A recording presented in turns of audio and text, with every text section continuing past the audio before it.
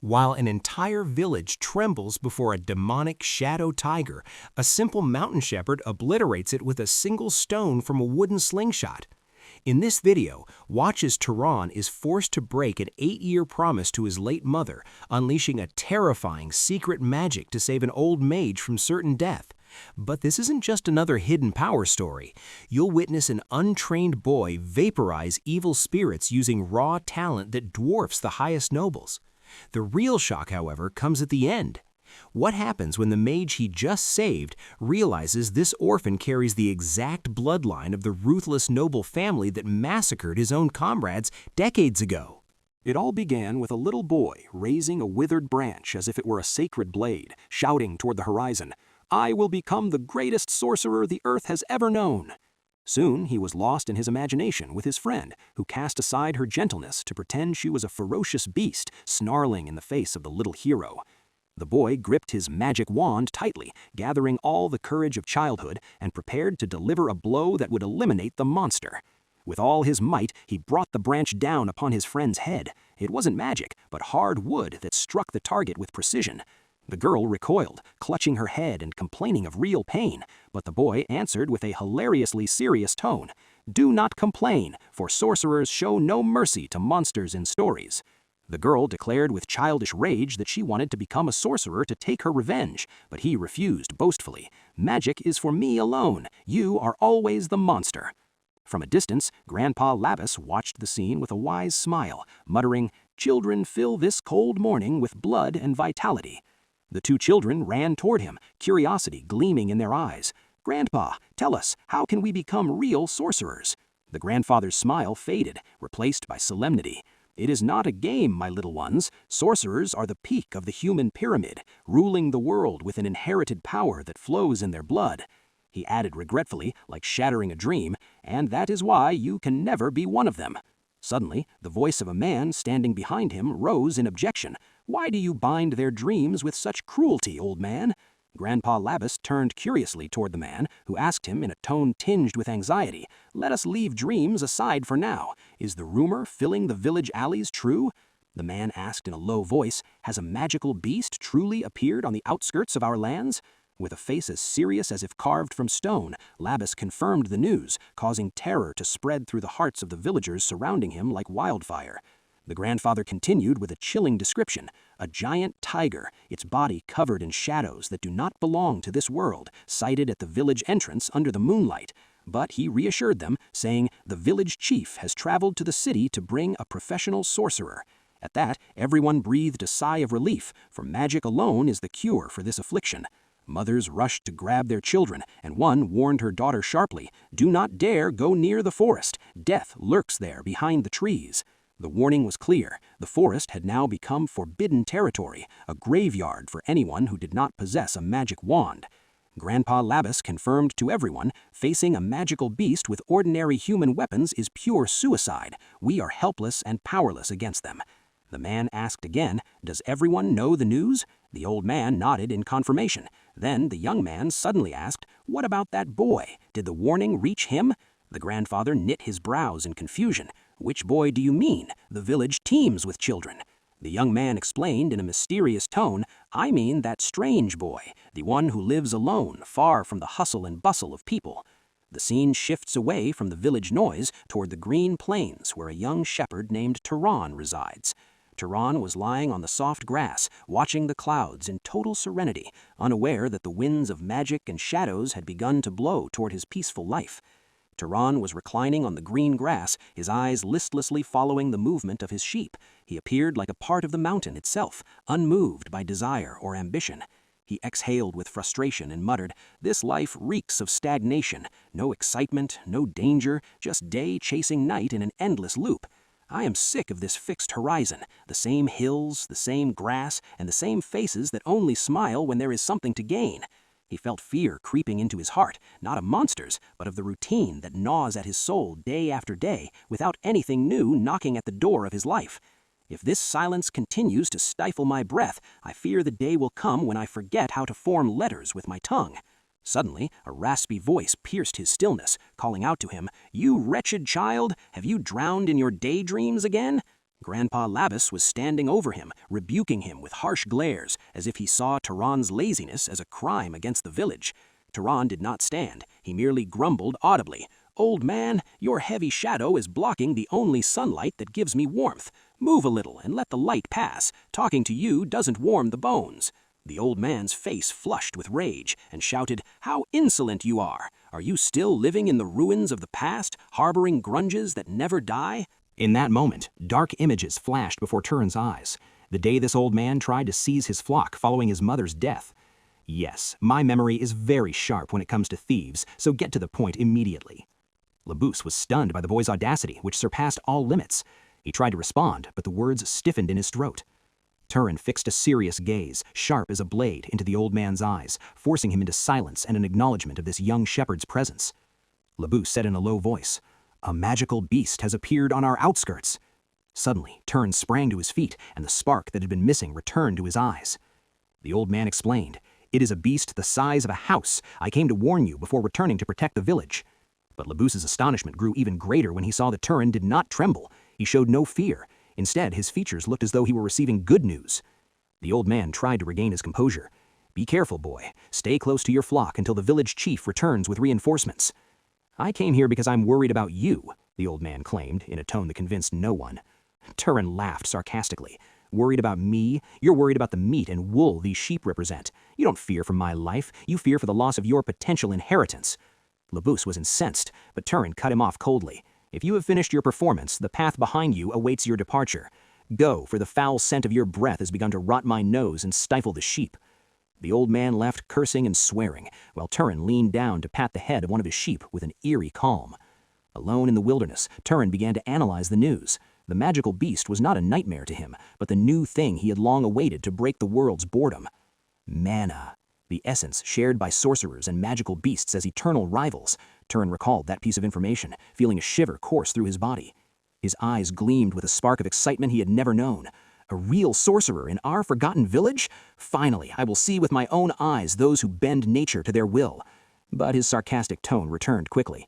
"Even so, I don't expect miracles. Any sorcerer who agrees to come to a rural village at the request of its chief must be nothing more than a novice." Nevertheless, curiosity gnawed at his mind. Did this sorcerer possess power beyond human imagination, or was it all just a display of tricks? Suddenly, Turan's nerves tensed. A strange wind blew, carrying a heavy scent unfamiliar to the noses of shepherds. He faltered for a moment, his pulse stopping, as if the forest around him had held its breath in preparation for something. His pupils dilated as the bitter truth hit him. This isn't the smell of the earth. It's the smell of blood, fresh blood, spilled just moments ago. At dusk, when light blurred into darkness, Turan decided to penetrate the forest. He tracked the bloody trail to see what horror had occurred behind those trees. He walked with a caution that rivaled that of wolves, placing his feet silently over the branches, his eyes warily scouring the shadows. He was confident in his intuition. The scent guided him like a black light towards the heart of the chaos. As he advanced, the smell became suffocating, and the bitter taste of blood began to fill his throat as if the very air had been stained red. And in that critical moment between the dense trees, Turan stopped abruptly, the blood freezing in his veins from the horror of what he saw. The scene was devastating. Grandpa Labus and several villagers lay scattered like human wreckage after a brutal attack that left no life in them. He let out a deep sigh of sorrow. Despite his dislike for Labus, he never expected that scent to be the old man's final breaths. Turan realized in that moment that ordinary predators do not leave behind this kind of organized and terrifying devastation. He concluded with a chilling certainty. This destruction is not the work of ordinary claws and fangs. It is the madness of dark mana. It is the act of a magical beast. Suddenly, he heard a sound like rocks crushing under immense pressure behind his back. From the folds of the thick shadows, a massive claw emerged, a blade of bone and darkness that sliced through the stillness of the place. The magical beast finally materialized before Turan, and the moment of confrontation arrived that would decide the young shepherd's fate. In this moment, memory returns to the little boy who once asked his father, "Father, is it true that magical beasts are invincible?" His father answered in a voice filled with helplessness, "Son, ordinary men have nothing against them but to pray for a swift death. Without magic, we are merely insects beneath their feet." The boy's voice trembled as he clung to his father's cloak. "What will become of us, father? Will the shadow swallow us?" His father reassured him with a gentle touch, attempting to hide his anxiety behind a mask of calm. "Do not fear, my son. The village chief has not left us to our fate. He has set out to bring a great sorcerer, a man who tames the impossible to protect us." the boy asked, his eyes fixed on the horizon. And is the sorcerer, is he truly stronger than that beast Grandpa describes? The father answered with sacred certainty.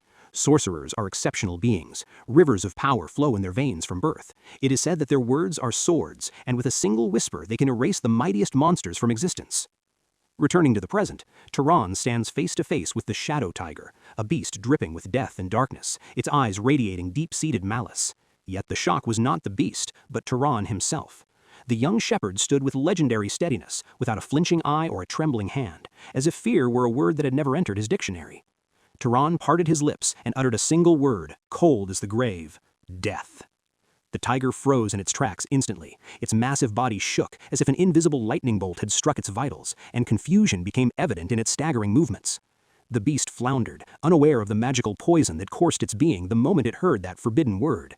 In that instant, Turan's body began to emit a terrifying light. A lethal red aura radiated from his pores, transforming the quiet shepherd into the embodiment of destruction.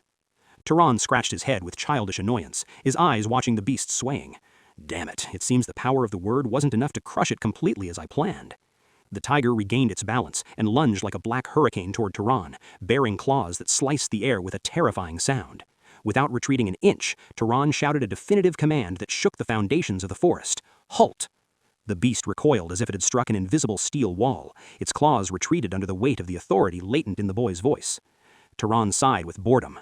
Even this failed to end it quickly. It seems this tiger's hide is thick enough to resist my direct orders. The tiger lunged a third time, blinded by wounded rage, a suicidal assault aimed at shredding everything in its path. Turan was forced to leap backward with graceful agility to evade a blow capable of crushing boulders, realizing then that pure magic was not the only solution here. All right, big cat, he thought seriously. Since you refuse to die by words, I'll try a method shepherds know well. He leaned down with the speed of lightning and picked up a small, ordinary stone from beneath his feet, a worthless pebble in anyone else's hand, but in his, it became the blade of fate. He said with a mysterious smile, a shepherd should always act like a shepherd. Then he pulled his worn leather sling from his belt. In response, the shadow tiger prepared for its final charge, mobilizing all the forces of darkness in its rippling muscles for the killing pounce. He placed the stone in its pouch and whispered to it in a language humans do not understand. Become stronger, become the blade that does not break. The stone ignited with a brilliant red glow. He tightened the sling's cords, gathering all his focus onto a single point between the beast's eyes, ready to launch a projectile that would bear the signature of its geth. The aura was no longer merely red. Turan's eyes ignited with a searing golden radiance, as if a sun had been born behind his pupils to expose the secrets of the dark. He whispered to the stone in the language of strings, "Be swifter than the wind, be the pulse of the lightning bolt." Then he whirled his sling with a mythical force that made the surrounding air hiss in pain. He planted his feet in the forest mud as if they were the roots of an ancient mountain, gathering every atom of mana to his center of gravity. He issued his final command to the stone, a voice emerging from the depths of his soul: "Pierce the enemy and leave nothing of him remaining."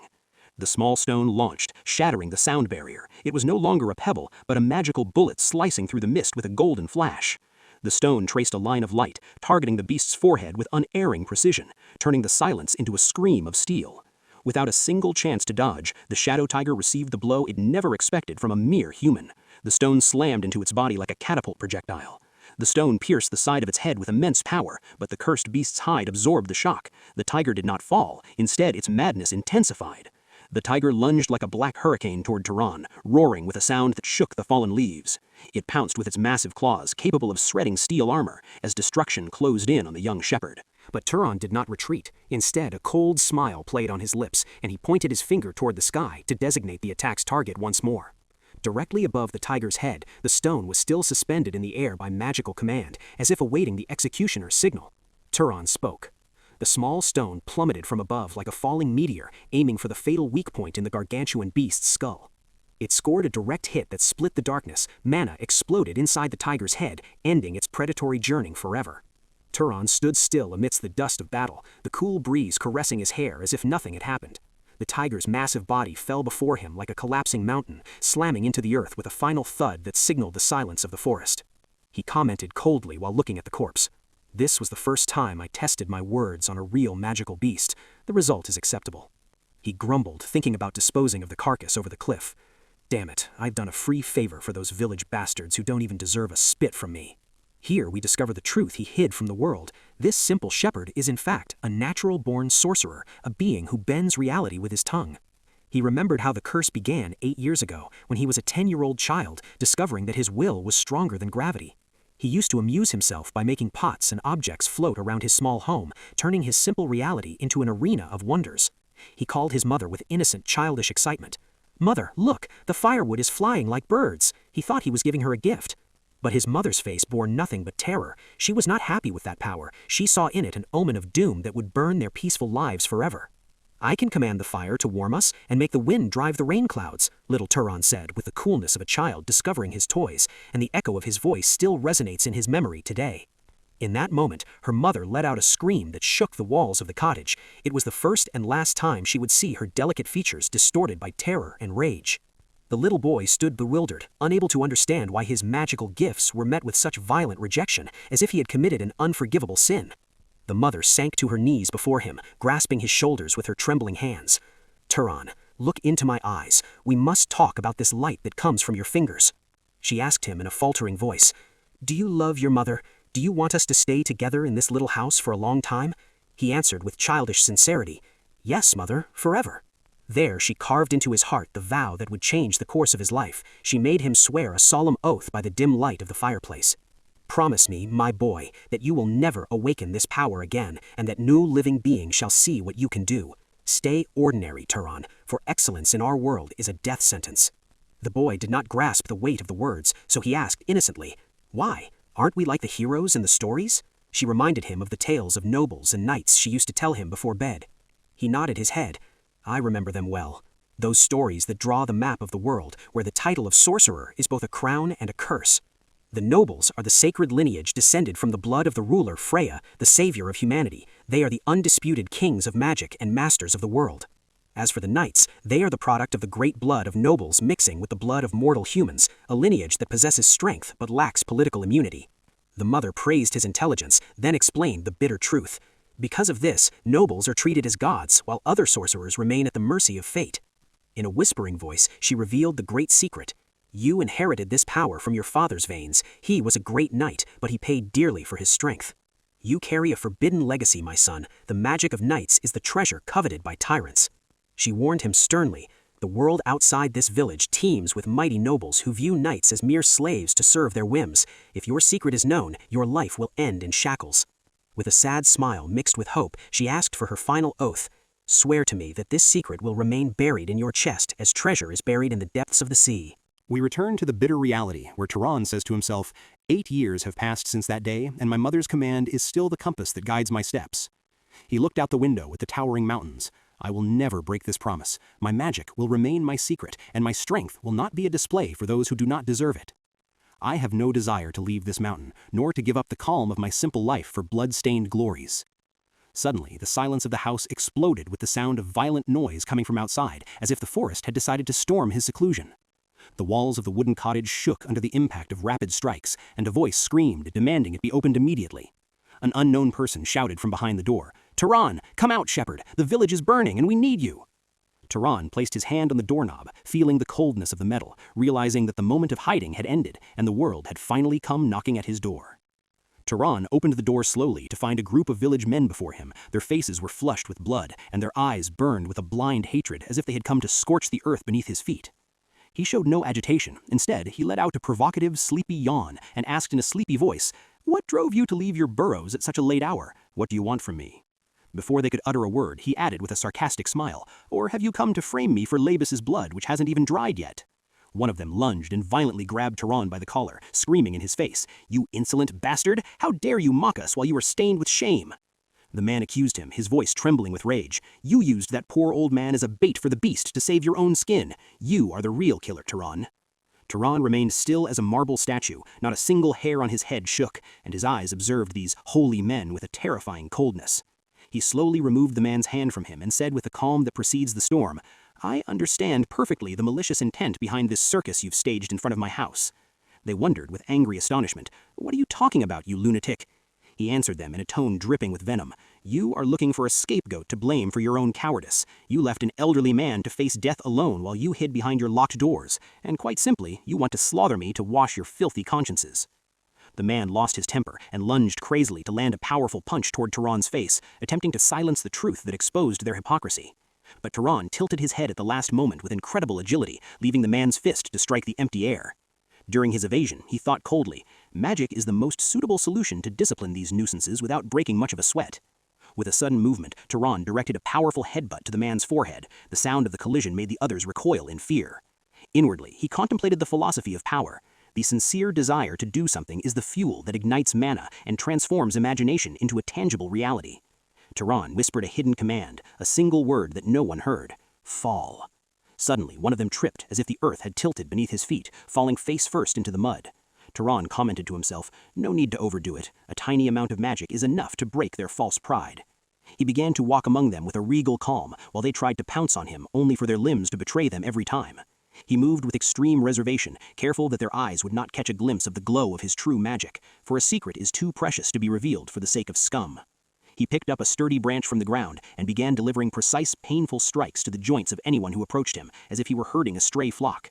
With lightning speed, he took control of the rhythm of the fight, continuing to discipline these hypocrites who had come to give him lessons in morality. It wasn't long before it was over for everyone who dared to knock on his door. They lay on the ground, groaning in pain under the moonlight, while Turan stood over them like an unbending blade. He looked at them with contempt, remembering bitterly that he had lived for 8 years swallowing his intelligence and strength to protect himself from their treachery and endless hypocrisy. Turan cast a final look full of contempt at the bodies sprawled in the mud and said in a cold voice, instead of wasting your breath screaming here, if you had used this energy to dig a grave worthy of old Labas, it would have been more honorable for your cowardice. From the shadows, a group of village women emerged. Turan grew wary and asked in a sharp tone, have you come to participate in this farce as well? One of them answered in a trembling voice, no, we only wanted to see with our own eyes the boy who defied everyone.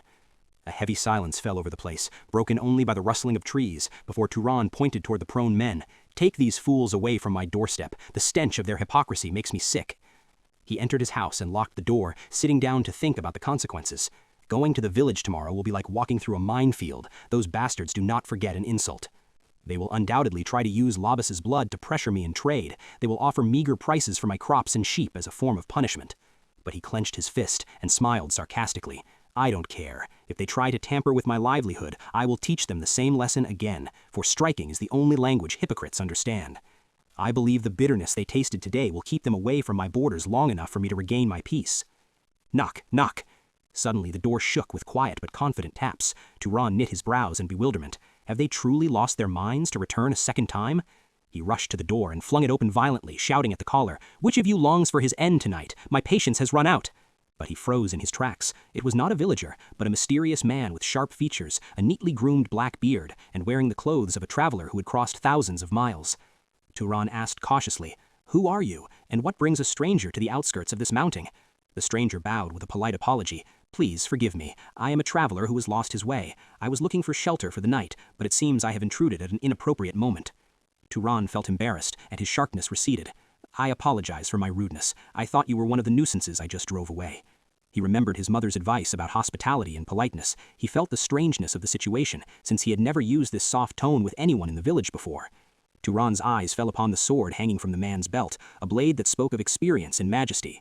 He smiled strainedly and said, a swordsman in these rural parts, that is rare. If you are looking for a comfortable inn, you have knocked on the wrong door, for my house is but a shepherd's hut.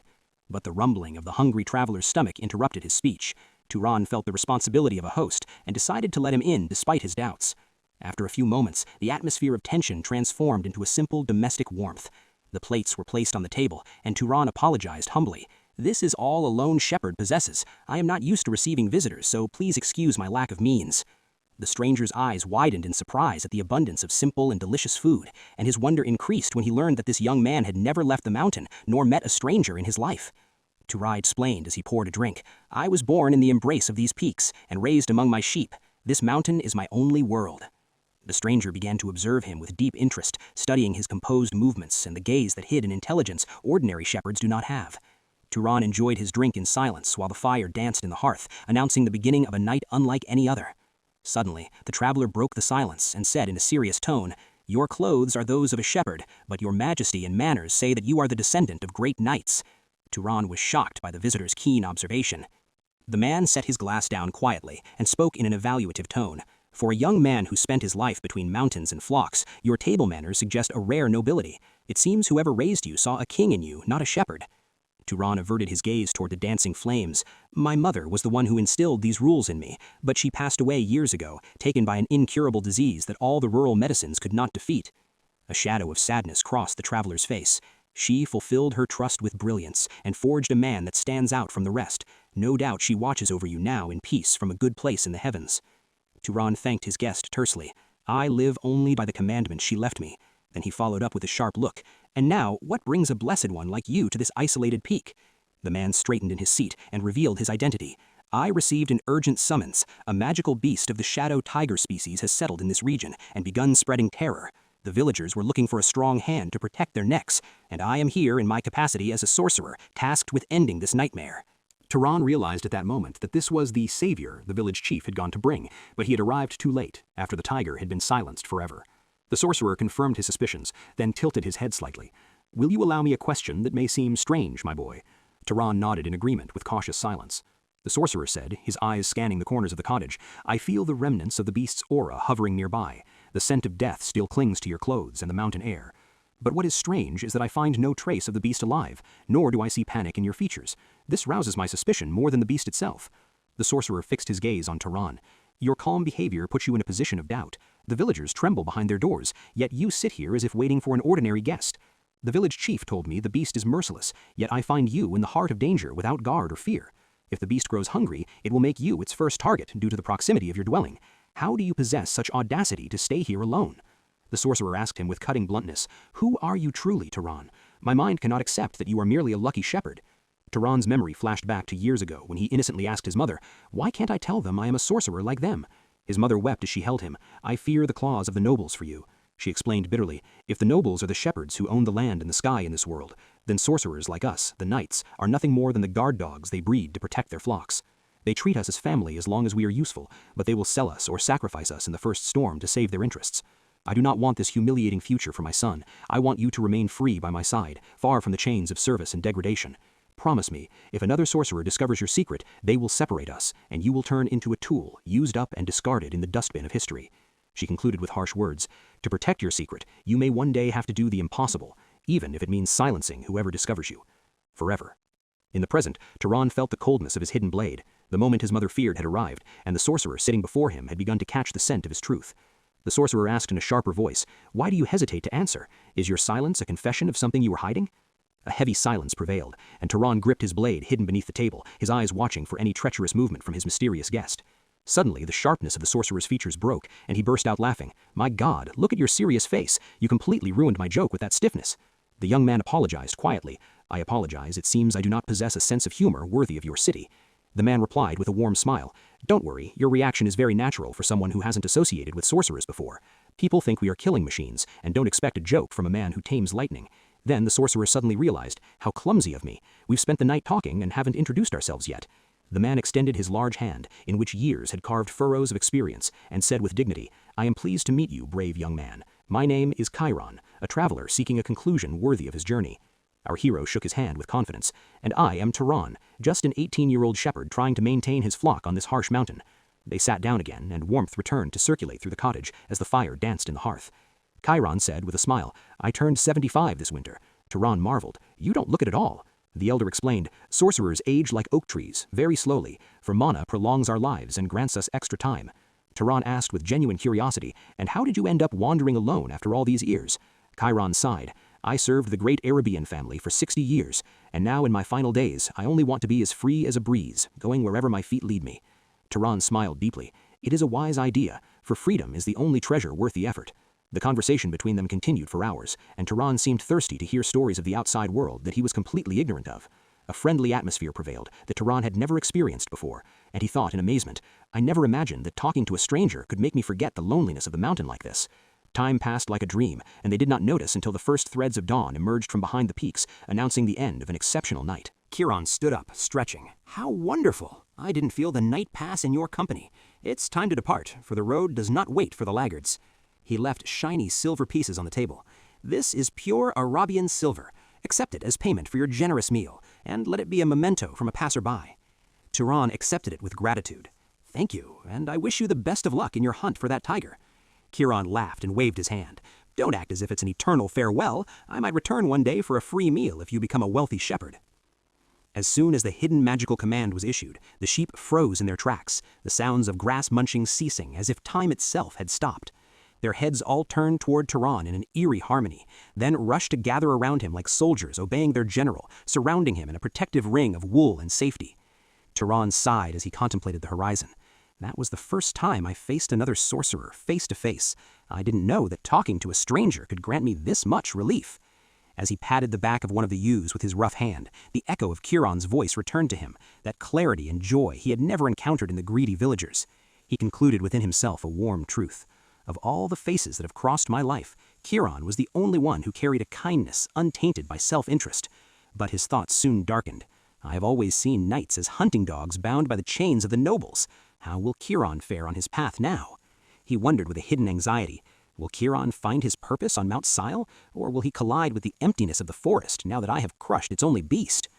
Meanwhile, Turan was making his way through the dense trees, his experienced eyes scanning every corner for a trace of the shadow tiger. He knit his brows in bewilderment. The forest that was said to be teeming with monsters was eerily silent, devoid of any offensive mana. He came across the traces of a fierce battle, broken branches and upturned earth, yet strangely he could not sense any lingering demonic aura indicating the beast's presence. Leaning against a mangled tree, he muttered, "Is it possible that another hunter preceded me and took down the beast?" He considered the possibility that the village chief had hired another secret sorcerer, or that an unknown hero had passed through and cleansed the area. A flood of relief washed over him. The important thing is that the nightmare has ended and the village is finally safe. Suddenly, the smile froze on his lips, and his expression of relief shifted to pure horror that made his hair whiten even more. He turned in terror, as if a silent scream had pierced his ears. He sensed an extremely malevolent presence, an energy that did not belong to the world of the living, approaching him rapidly. From the heart of the pitch-black darkness, a massive claw dripped with a putrid substance, as if it had emerged from a grave forgotten for centuries. The tiger that Turan had killed appeared, but it was no longer an ordinary beast. It had transformed into a distorted monstrosity, its body a blend of viscous shadows and protruding bone. Turan cried in shock. My God, it has been turned into a demonic spirit. It has been resurrected from death in an even more evil form. Panic filled his heart as he wondered who in this world possesses the folly or the cruelty to do something of such an atrocity. He found no time to analysis as the claw of the undead tiger lunged like a sledgehammer to shatter the rock he had been standing on. With a swift movement defying his age, Turan leapt, evading the lethal attack, his mana igniting around his body like a shield of light. He shouted, warning himself, "This is what happens when a foolish sorcerer kills a beast and does not absorb the remaining mana in its corpse. No true sorcerer could commit such a catastrophic error." Turan soared into the air, using flight magic to escape the jaws of the demonic spirit that roared with a sound like the shattering of souls, realizing that the true battle had only just begun. Who struck down this monstrosity and left its carcass to desecrate the earth with the mana of death? Turan wondered in bewilderment, watching the demonic spirit sway before him like black smoke. It is impossible for this to be the work of a novice knight. A novice would fall dead before even glimpsing this tiger's shadow, let alone killing it. This act bears the signature of a reckless expert. As fireballs formed between his trembling fingers, dark suspicions haunted him. Was leaving the corpse like this an intentional trap? Is there someone seeking to turn this mountain into a focal point for demons? Regardless, there is no time for analysis. I must burn this filth before it consumes the forest. Turan gathered his pride and mobilized every atom of mana in his veins for a final assault. He unleashed a massive burst of energy that took the form of a searing bolt of light, piercing the night's silence as it hurtled toward the tiger's dark heart. But to his horror, which froze the blood in his veins, the beast opened its mouth and swallowed the magical arrow, turning its light into ash scattered by the wind. Turan was shocked as the bitter truth hit him. This beast's mana, it is surging and swelling. It is now levels beyond my own energy. Suddenly, the tiger dissolved into the ground and vanished within its own shadow, leaving the old sorcerer staring into the void in a lethal state of confusion. Turan realized that the beast had not fled, but was using shadow magic to launch a counterattack from an angle no human could imagine. At that critical moment, Turan's own shadow stretched unnaturally behind his back, as if the earth itself had begun to breathe death. The old man was oblivious, searching for his opponent among the tree branches, while the danger was emerging from beneath his feet. The tiger exploded from the heart of the shadow, attacking him with his long tail covered in poisoned spikes like a whip from hell. Time did not allow him to react. The tail tore through his cloak and sank its fangs into his arm, letting his warm blood spill onto the dry leaves. Turan retreated, panting in pain. This is not an opponent that an ordinary knight, nor even a professional sorcerer, can survive alone. I never imagined in my worst nightmares that I would face a demon of this level in this forgotten corner of the world. As the beast approached him with heavy, victorious strides, the old man wondered bitterly, will this unknown forest be my final grave? But suddenly, a spark of defiance ignited in his eyes. No, I will not surrender my soul so easily. If I must fall, I shall not fall alone. I will take this monstrosity with me to hell, he swore in a voice that shook the foundations of the forest. He gathered all that remained of his life, every last drop of mana, and concentrated it in the palm of his hand until it turned into a white glare that nearly blinded the eyes. In response, the beast bared its fangs and advanced boastfully, confident that its next strike would end the old sorcerer's life. Turan held his breath, waiting for the moment the beast's jaws neared his neck to unleash his suicidal attack at maximum power. Without hesitation, he leapt toward death, the mana screaming between his hands like a caged hurricane. And suddenly, a small blue light pierced the darkness of the forest, a light as cold as ice, arriving to sever this dance of death in its final moment. The night exploded with a staggering blue flash, cleaving the forest's darkness like a blade of celestial ice, piercing the shadow tiger's body with a force that shook the very foundations of the earth. Turan froze in place, astonishment paralyzing his limbs. He realized in the blink of an eye that his certain death had been averted by an attack whose precision and power surpassed everything he knew of magic. The living dead beast collapsed to the ground, a demonic hiss emitting from its body, while the blue light continued to shimmer in its wounds. Turan slowly raised his head as a familiar voice, eerily calm, reached his ears, asking with composure, "Old sorcerer, are you still clinging to life?" Turan's pupils dilated as he beheld Turan standing amidst the shadows. He muttered with a shaky smile, "It seems this shepherd's joke is more bewildering and dangerous than all the jests of sorcerers." Turan approached with steady steps, his calm expression unchanged, as if confronting a demon in a dark forest were nothing more than an evening stroll. Turan cried out in wonder, You are a sorcerer. You're not just a lucky shepherd, are you?" Our hero nodded, confirming the truth he had long hidden, leading the old man to ask bitterly, "Why did you bury such great power beneath the tattered clothes of a shepherd? And why did you return to risk yourself? You could have left this old man to his fate and fled with your flock far from this hell." Turan traced a slight smile, like a flash of lightning in a sky thick with clouds. Memory returned to a quiet moment in Turan's cottage. The carcass of a wolf lay at their feet, and the sound of firewood crackled in the hearth. Turan had been watching his guests with curiosity.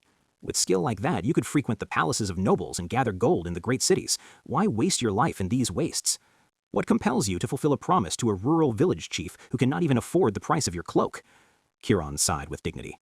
These villagers live in total isolation, defenseless against the monsters of this harsh world. Leaving them to their fate is a sin the conscience cannot forgive. Turan replied coldly, "But that isn't your fault, and you aren't responsible for their weakness. Why carry the burdens of others?" The old sorcerer answered him in a sacred tone. "We sorcerers inherited the power of the ancient rulers. Our power is not a privilege, but a duty. Each of us must follow his own destiny." Turan smiled with pride.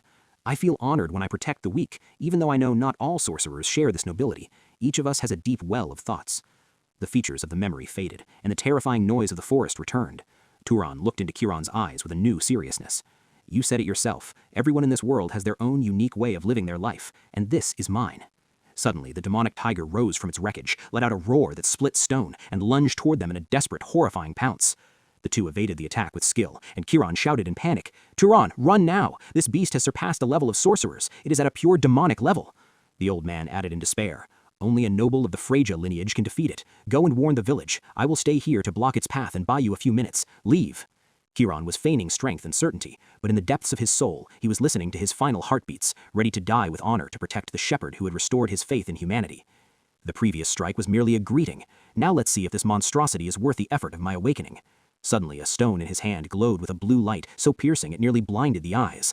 Turan was stunned and recoiled. He realized that the terrifying explosion from moments ago was only a tiny fraction of this boy's energy.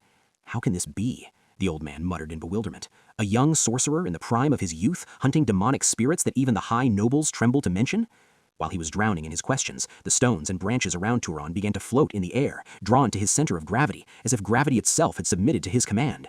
Turan unleashed a gruesome aura, and Turan realized the truth. This is not just a gifted knight. I am witnessing the birth of a being who will shake the throne of the world and upturn the balance of power. Energy began to flow from Turan's pores with a force that made the trees groan, and he smiled wildly.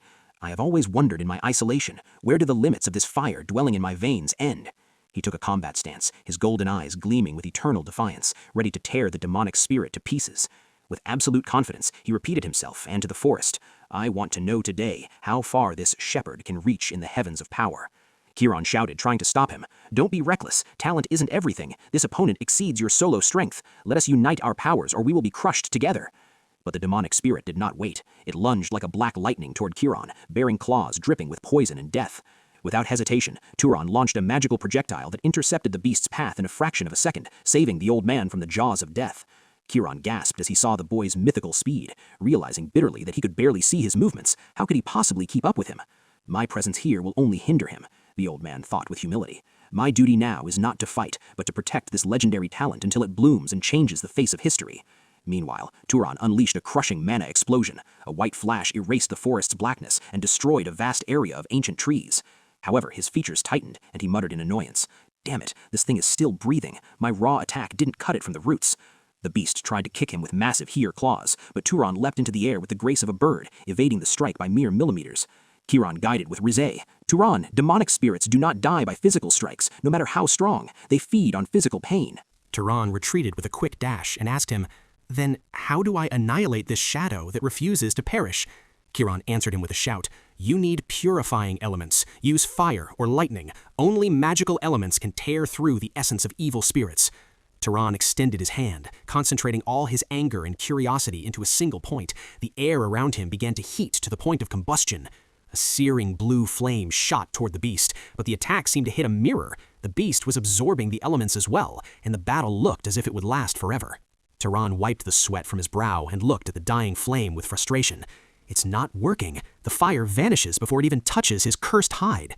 Turan shouted in a mix of bewilderment and discovery, "Turan, you were trying to strike him with pure force.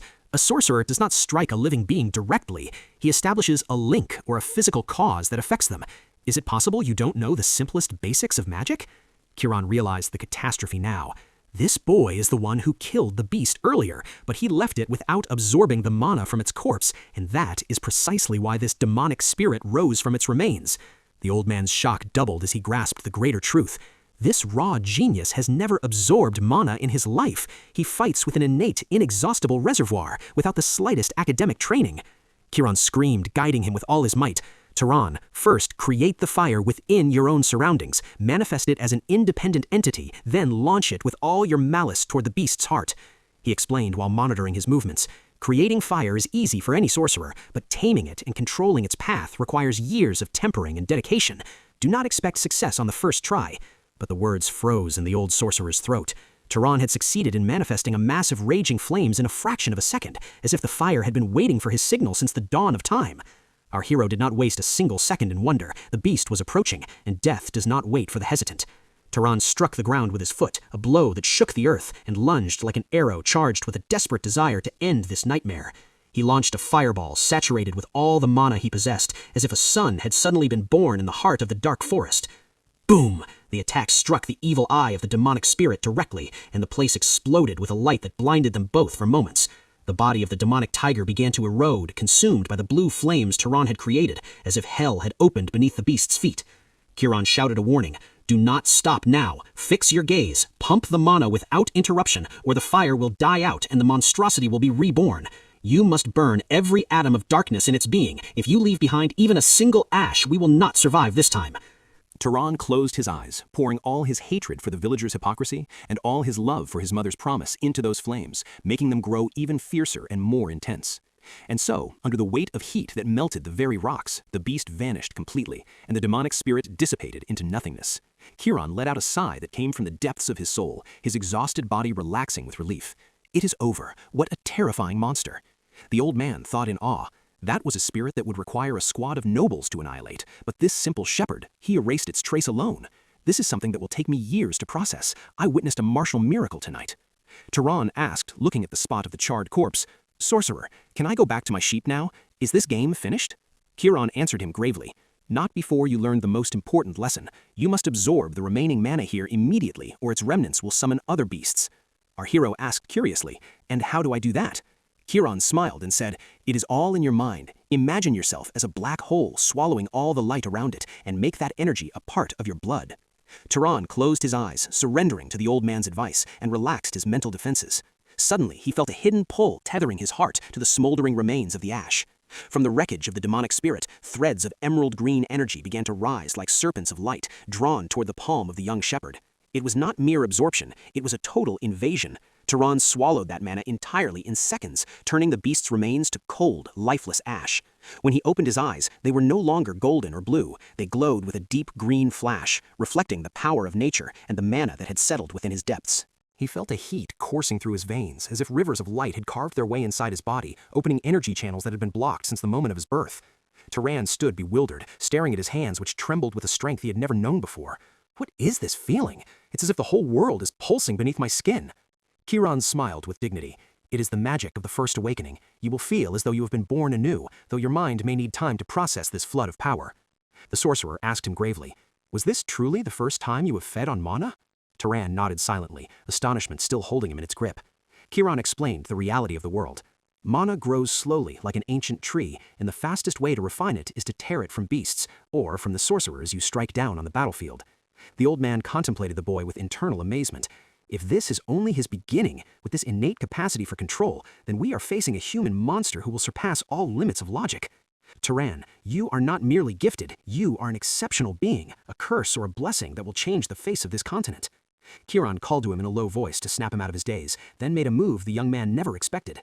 The 75-year-old sorcerer bowed with profound respect. "I apologize for my insolence and my poor judgment. Tell me, master, to which noble family do you belong?" Turan was flustered by this sudden submission and waved his hand dismissively. "Stop this nonsense, old man. And look at your arm. The wound is bleeding heavily. My respect won't do you any good if you drop dead from blood loss." They returned to the cottage under the dim light of dawn. There, Turan cleaned and dressed Kiran's arm with the skill of a shepherd accustomed to tending the wounds of his flock. Kiran said in a faint voice, "Forgive my crudeness, and forgive me for dragging you into a battle that was my responsibility. I put your life in danger." Turan replied as he tied the bandage firmly, "I am not an important person for you to apologize to. I'm just a shepherd living on this mountain, and I don't even know who my father is." He looked into Chiron's eyes with absolute seriousness. "Stop apologizing. It's over." The old man yielded before that look which brokered no argument. Chiron went quiet for a moment, then asked curiously, "Why does a sorcerer possessing the power of nobles choose to live as a shepherd of sheep? This garment does not suit the stature of your great soul." Turan sighed. "This was my vow to my mother. She kept repeating to me that this mountain was my only fortress until she drew her final breath. She warned me that the world of nobles below is nothing but a slaughterhouse for talent. They would use me as a tool, then discard me like trash when their purpose is served." Chiron commented solemnly, "Your mother was a very wise woman." Turan felt confused. He had grown used to thinking his mother's commandments were born of excessive fear, and he never imagined a professional sorcerer like Chiron would endorse such isolation. Chiron broke the silence with a tone of solemnity. "My son, your mother was not exaggerating her fears. She was reading a reality written in blood long before you were born. You carry in your veins a power that does not merely attract mana, but attracts conflict and ambition like a magnet, exactly as happened 2 decades ago." The sorcerer recalled memories of the bloody war. 20 years ago, the world was ignited by the fires of conflict between the great noble families. Back then, I was a loyal servant of the Arabian family in its war against the tyrannical Zahar family. In a single battle, I saw thousands evaporate like smoke. Out of 3,000 magic-armored knights who served Arabian that day, 900 of them fell within hours, leaving behind a forest of shattered weapons and cold bodies. The old man's eyes darkened. Unfortunately, my comrades, the friends of my lifetime, and everyone with whom I shared my bread and salt were among that third that did not taste survival. The war did not stop at friends. It consumed my family as well. My wife and son perished under the weight of the enemy's magic, and nothing remains of my tree but a dry branch. Me.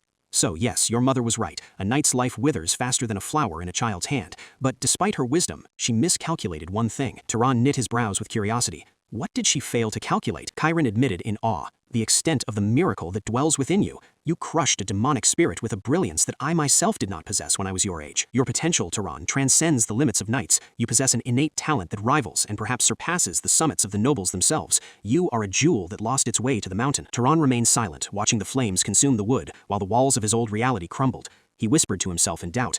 Was the story of my father being just a knight, a white lie from my mother to keep me by her side? Chiron explained, the world is full of rarities. Among the greats, a child without a spark may be born, and among the commoners, a titan with the rank of a noble may emerge. Therefore, you must leave this peak. The world is waiting for you. Turan asked him, and why should I leave my peace for a world that is burning? The old man replied, because humanity still lives in narrow fortresses. We are not yet the masters of this world, and there are monsters waiting for someone to tame them. But he quickly apologized with a smile. Forgive me, I forgot that you haven't studied the secrets of mana and the alphabets of the lineages. Chiron explained, what distinguishes a noble from a knight is the lineage ability. These are mysterious inherited traits that grant their owner a superiority no one else possesses. Traits that do not need to be learned, but flow in the blood. He asked with interest, tell me, Is there a magical act you found suspiciously easy, or a strange ability you possess without consuming a single atom of mana? Turan thought deeply.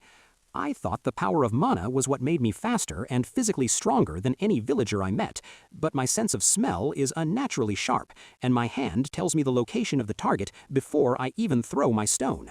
My throws never miss. Chiron shook his head. A sharp nose is a strong hereditary trait, and the brilliance in throwing weapons is the pride of the Arabian family. But it is common. There must be something else. The sorcerer asked him to continue explaining in detail, so Turan began to recount the details of the strange incidents that had occurred to him over 8 years. After a few moments, Chiron's features froze, and he said in a faint voice, "I understand now." Turan noticed that the old man was looking at him with terror mixed with reverence, as if he had seen a ghost from the legends. Turan called out to the old man in a voice filled with confusion, but Chiron was drowned in his own bewilderment. Finally, he whispered in a trembling voice, "The picture is clear now. I know with certainty which of the noble families granted you their terrifying legacy." Turan fixed his gaze at the elder's eyes and asked sharply, "Which family are you talking about, and who are these people you claim I belong to?" A deathly silence hung over the cottage, and the laughter of the flames in the hearth faded as Chiron struggled with his painful memories before speaking the truth. Chiron said bitterly, "Your abilities, my boy, your predatory senses, and the lethal precision of your throws belong to one of the greatest and most ferocious noble families in the kingdom, those whom everyone nicknames the Stalkers, or Human Hunters." Then he unveiled the name that makes the world tremble. It is the Zahar family, the lineage that brought woe upon my own family, the fierce rival against whom I fought bone-crushing wars 20 years ago. The words fell like a thunderbolt upon Turan's ears, his blood froze in his veins, and his tongue failed to speak, as he began to realize that his destiny had become tied to the greatest enemy of the man who had just saved his life. The name Zahar echoed in Turan's mind like a never-ending thunderclap. His features froze as he struggled with the idea that the blood flowing in his veins was the same that had caused all that ruin for his guest. He stared at his hands in bewilderment, unable to believe he shared lineage with the tyrants who had given Chiron the bitterness of loss and loneliness for all those years. He looked at the old man with eyes filled with brokenness, wondering in secret, must I apologize for the sins of relatives whose faces I have never seen? Am I a partner in their crimes simply by birth? Suddenly, the heavy wall of silence broke. Chiron called to our hero in a calm voice overflowing with wisdom and serenity, bringing Turan back to reality. The elder placed a warm hand on the young man's shoulder and said gently, "Do not carry the burden of your blood, my son. You did not participate in their fighting, nor were you a hand upon their swords. Do not let a sin you did not commit devour your heart." Despite the words of consolation, the weight of guilt continued to press upon Turan's chest, for how could he forget that his lineage was the one that displaced this noble man? Chiron explained with an expert's philosophy, "Those were the wars of the great and the struggles for power. Feeding hatred with new blood will only increase the world's destruction. We are here now, and that is what matters." Turan asked him in a faint tone, "Don't you feel any regret?" The old man inquired with surprise. "What do you mean specifically?" "Don't you regret suggesting I leave the mountain? Perhaps if I descend and the world sees my identity, I will become a monster like my ancestors." Chiron replied with certainty, "If you sought power alone, your talent would inevitably lead you to the throne of Zahar. But I trust completely in the purity of your metal and the wisdom of your mind, which bears no resemblance to their tyranny. I saw your true essence when you risked the secret you kept for 8 years to save a stranger you didn't know. That is a nobility that cannot be bought with gold." The old man continued with a grand dream. "In fact, I believe a young man with your heart, if he reached a position of influence in that mighty family, might be the one capable of extinguishing the fires of terrible wars forever. Perhaps you are the peace that we failed to achieve with our magic and our swords."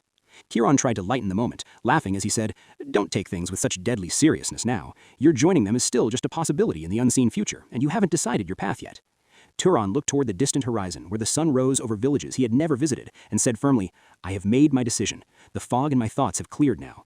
With a confident smile carrying the spirit of adventure, he announced, "I will descend from this hill. I will explore the world and see what those distant cities hide from the eyes of shepherds."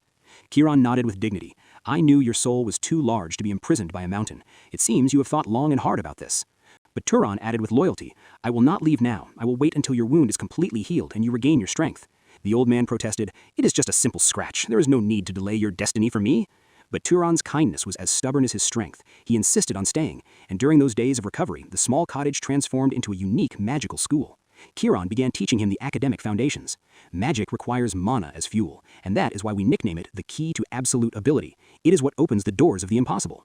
Turan contemplated the word with reverence, but Turan immediately warned him, do not be deceived by the name. It is not absolute in the literal sense, but rather an energy governed by strict laws that do not pity the ignorant. Turan asked with his usual intelligence, and what is the standard that determines if the mana is suitable for the magic I intend? How do I know the correct rhythm? Turan straightened in his seat and raised 3 fingers with a teacher's dignity. Difficulty and complexity in the world of magic are governed by 3 knights. First, lineage. Second, affinity. Third, causality. Listen closely, for here your true path begins. The first factor is lineage. It is the gift born in your blood that determines the ceiling of your abilities. This is the secret behind the noble's superiority over ordinary knights. Turan tapped his arm bandage bitterly. I, for example, despite my experience, do not possess healing magic. I cannot close this wound with an incantation, no matter how hard I try. But in the far south, there are lineages whose children are born with an innate ability to repair bone and flesh without training, because healing flows in their blood like water. Turan asked intelligently, and what about the second factor? Turan replied, affinity. It means absolute familiarity. A sorcerer excels in the magic toward which his heart and mind lean more than any other. Turan nodded thoughtfully. I understand. That's why when I threw the fireball, it didn't feel strange. Instead, it felt as if I were throwing a stone with my sling, with the same precision and fluidity. Turan shook his head in confirmation. Exactly. If another sorcerer tried to mimic your throw, he would not possess the same speed or destructive power, because your fire was born from your experience as a hunter. The old man's tone turned serious.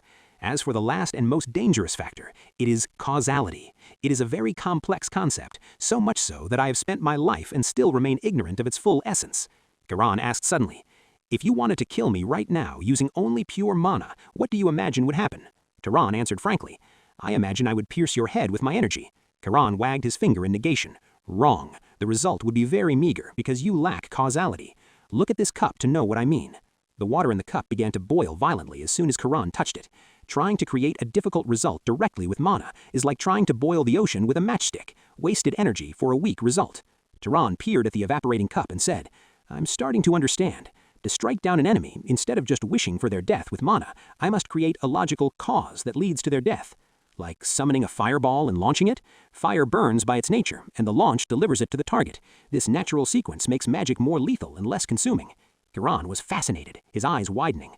What a genius! Your mind analyzes magical dilemmas as if you were a scientist who spent his life in laboratories, not a shepherd in the mountains. Turan cut in, questioning. I control the mountain animals easily, so why do magical beasts refuse to obey me? Turan explained, the difference is the mana reservoir. Beasts possess a strong ego that protects their will from being breached. The conversation continued until the early hours of dawn. Every word the old man spoke opened horizons for Turan he never dreamed of. Turan realized at that moment that a great sorcerer is not just one who possesses immense energy, but one who understands the laws of existence and harnesses them to serve his will.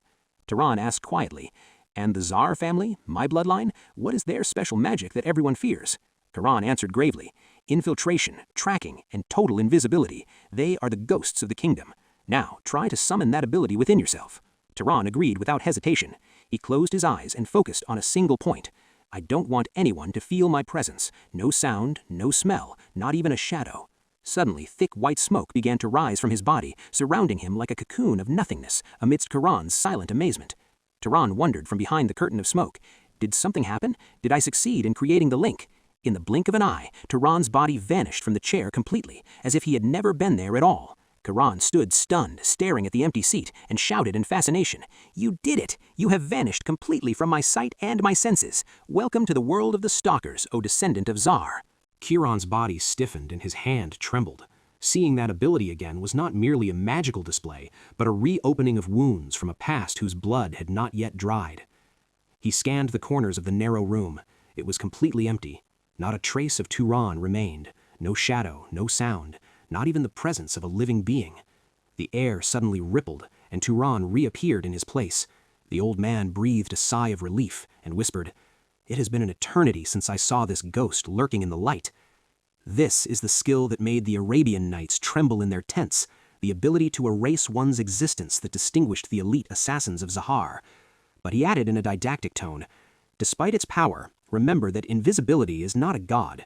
It has gaps and weaknesses known to experts, and you must beware of them. Turan decided to grant the boy the keys to survival and began teaching him secret training methods to refine his raw magic and transform it into a disciplined weapon. Turan stopped and asked him with a grave tone, "Do you not feel the danger? You are training a sorcerer from the family that brought you woe. Do you not fear that the magic will turn on the magician?" The old man smiled sincerely. "You saved my life and bandaged my wounds when you could have killed me. My blood pulses with trust in your character, not in your family name."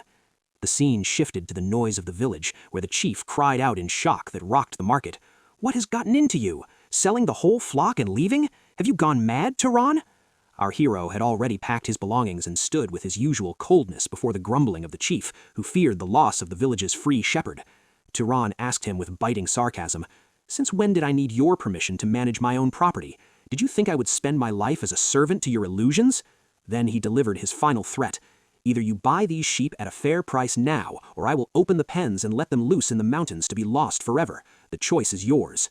The man who had tasted Turan's strike earlier rushed toward the chief, panic filling his face. "Buy them from him, chief! This boy is not joking, and he will certainly do it!" The chief exhaled in frustration. He knew for a certainty that Turan was a man of his word, and that provoking him today could cost the village its entire livestock wealth. Under this pressure, he found no choice but to hand him a heavy bag of coins. "Take it and leave in peace. Do as you wish." As he was leaving the village boundaries with Turan remembered something. "Sorcerer, these bastards owe you a reward for defeating the beast." He added seriously, "If you wish, I can return now and wring your right from them by force. They understand no other language." But Turan shook his head in a firm refusal. "There is no need for that. You were the one who truly defeated the beast, and you are the one who deserves the reward. Take it for your journey." Turan smiled with grateful agreement, and they continued walking in silence, broken only by the rustling of the trees that had witnessed their battle. Finally, they reached a desolate crossroads in the heart of the forest. Turan stopped and said in a calm voice, "Here our shared path ends, my son. It is time for us to part." The old man apologized gently for not traveling together. "Forgive me, but I have spent my life serving others, and now I feel more at peace when I am accompanied only by my shadow." Turan bowed his head with genuine reverence. "I understand your desire for freedom, sorcerer. Thank you for every drop of knowledge you granted me, and for the lessons with which you saved my soul before my body." Chiron painted a warm smile, the first time his face appeared free from the burdens of war. "Go forth, my son, and take good care of yourself, for the world below does not share the kindness of your heart." Turan replied with a confident smile, "I hope destiny leads us to another meeting in a more peaceful time." They exchanged one last look of farewell before choosing two different paths. Our hero stood in his place for a long time, watching Chiron's figure grow smaller and smaller until it vanished completely behind a bend in the road, leaving behind the silence of the forest. At that moment, Turan realized a hidden secret. He understood why he had so firmly refused to let Chiron address him with formal titles or bow to him as a descendant of nobles. For although his mother had showered him with love, the void of a father had remained a silent hole in his heart, and now in that old sorcerer he had found the echo he had been searching for. Chiron had become more than a teacher. He became the role model Turan aspired to be one day, a man who possesses absolute power but chooses nobility and humility as his path. The greenery of the mountain fades to give way to a completely different scene, a barren, endless wasteland under a scorching, merciless sun. Mighty winds howl between sharp rocky cliffs, stirring up golden dust that obscures vision and chokes the breath. In the midst of this sandy hell, Turan walks alone, his shepherd's clothes replaced by a cloak that protects him from the searing heat with steady steps that know no retreat. He shields his eyes with his palm from the flying dust, continuing his march into a land of which it is said, "He who enters is lost, and he who exits is reborn."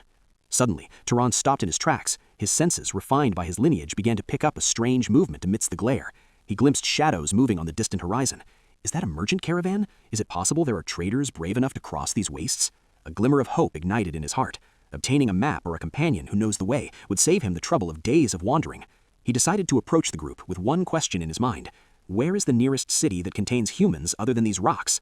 But the reception was not as he had hoped. The leader of the group stepped forward with aggressive strides and shouted sharply, "Who are you, you vagabond, and how dare you intercept our path like this?" Turan maintained his composure. "I am merely a traveler who has lost his way, seeking the nearest inhabited city in this place." The man pointed mockingly toward the north. "Follow the trail we came from, and you will reach the city of Moray. Now, be gone." Turan thanked him and prepared to leave. But before he could take a single step, the sound of a malicious laugh rose from behind him. "Easy there, boy. Where are you going in such a hurry?" Turan turned to find one of the men blocking his path with a look full of greed. "Do you think information in this desert is given for free?" Our hero knit his brows in confusion. "What do you mean?" I asked and you answered. "Isn't that what travelers do?" The man replied, placing his hand on the hilt of his sword. "In the law of the sand, he who takes something must pay the price, and now it's time to pay." In the blink of an eye, the members of the group drew their swords, which gleamed under the sun, and surrounded him from every side. "Put your bag on the ground now, and don't try anything stupid."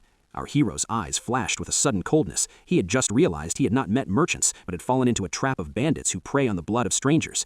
The bandit leader grinned a yellow smile, advancing the blade of his sword towards Turan's neck. "Don't worry, no one will hear your screams, for the death of a stranger like you in this desert isn't worth the price of the sand that will cover him." They surrounded him from every side, and one of them shouted while brandishing his blade, "Hand over everything you own quietly, while we are in a generous mood. Death in the desert is long and painful, so do not make us shorten it for you." Turan looked into their greedy eyes and realized the truth. These are not just thieves seeking money, they are human monsters addicted to the scent of blood, and they will not leave me alive in either case.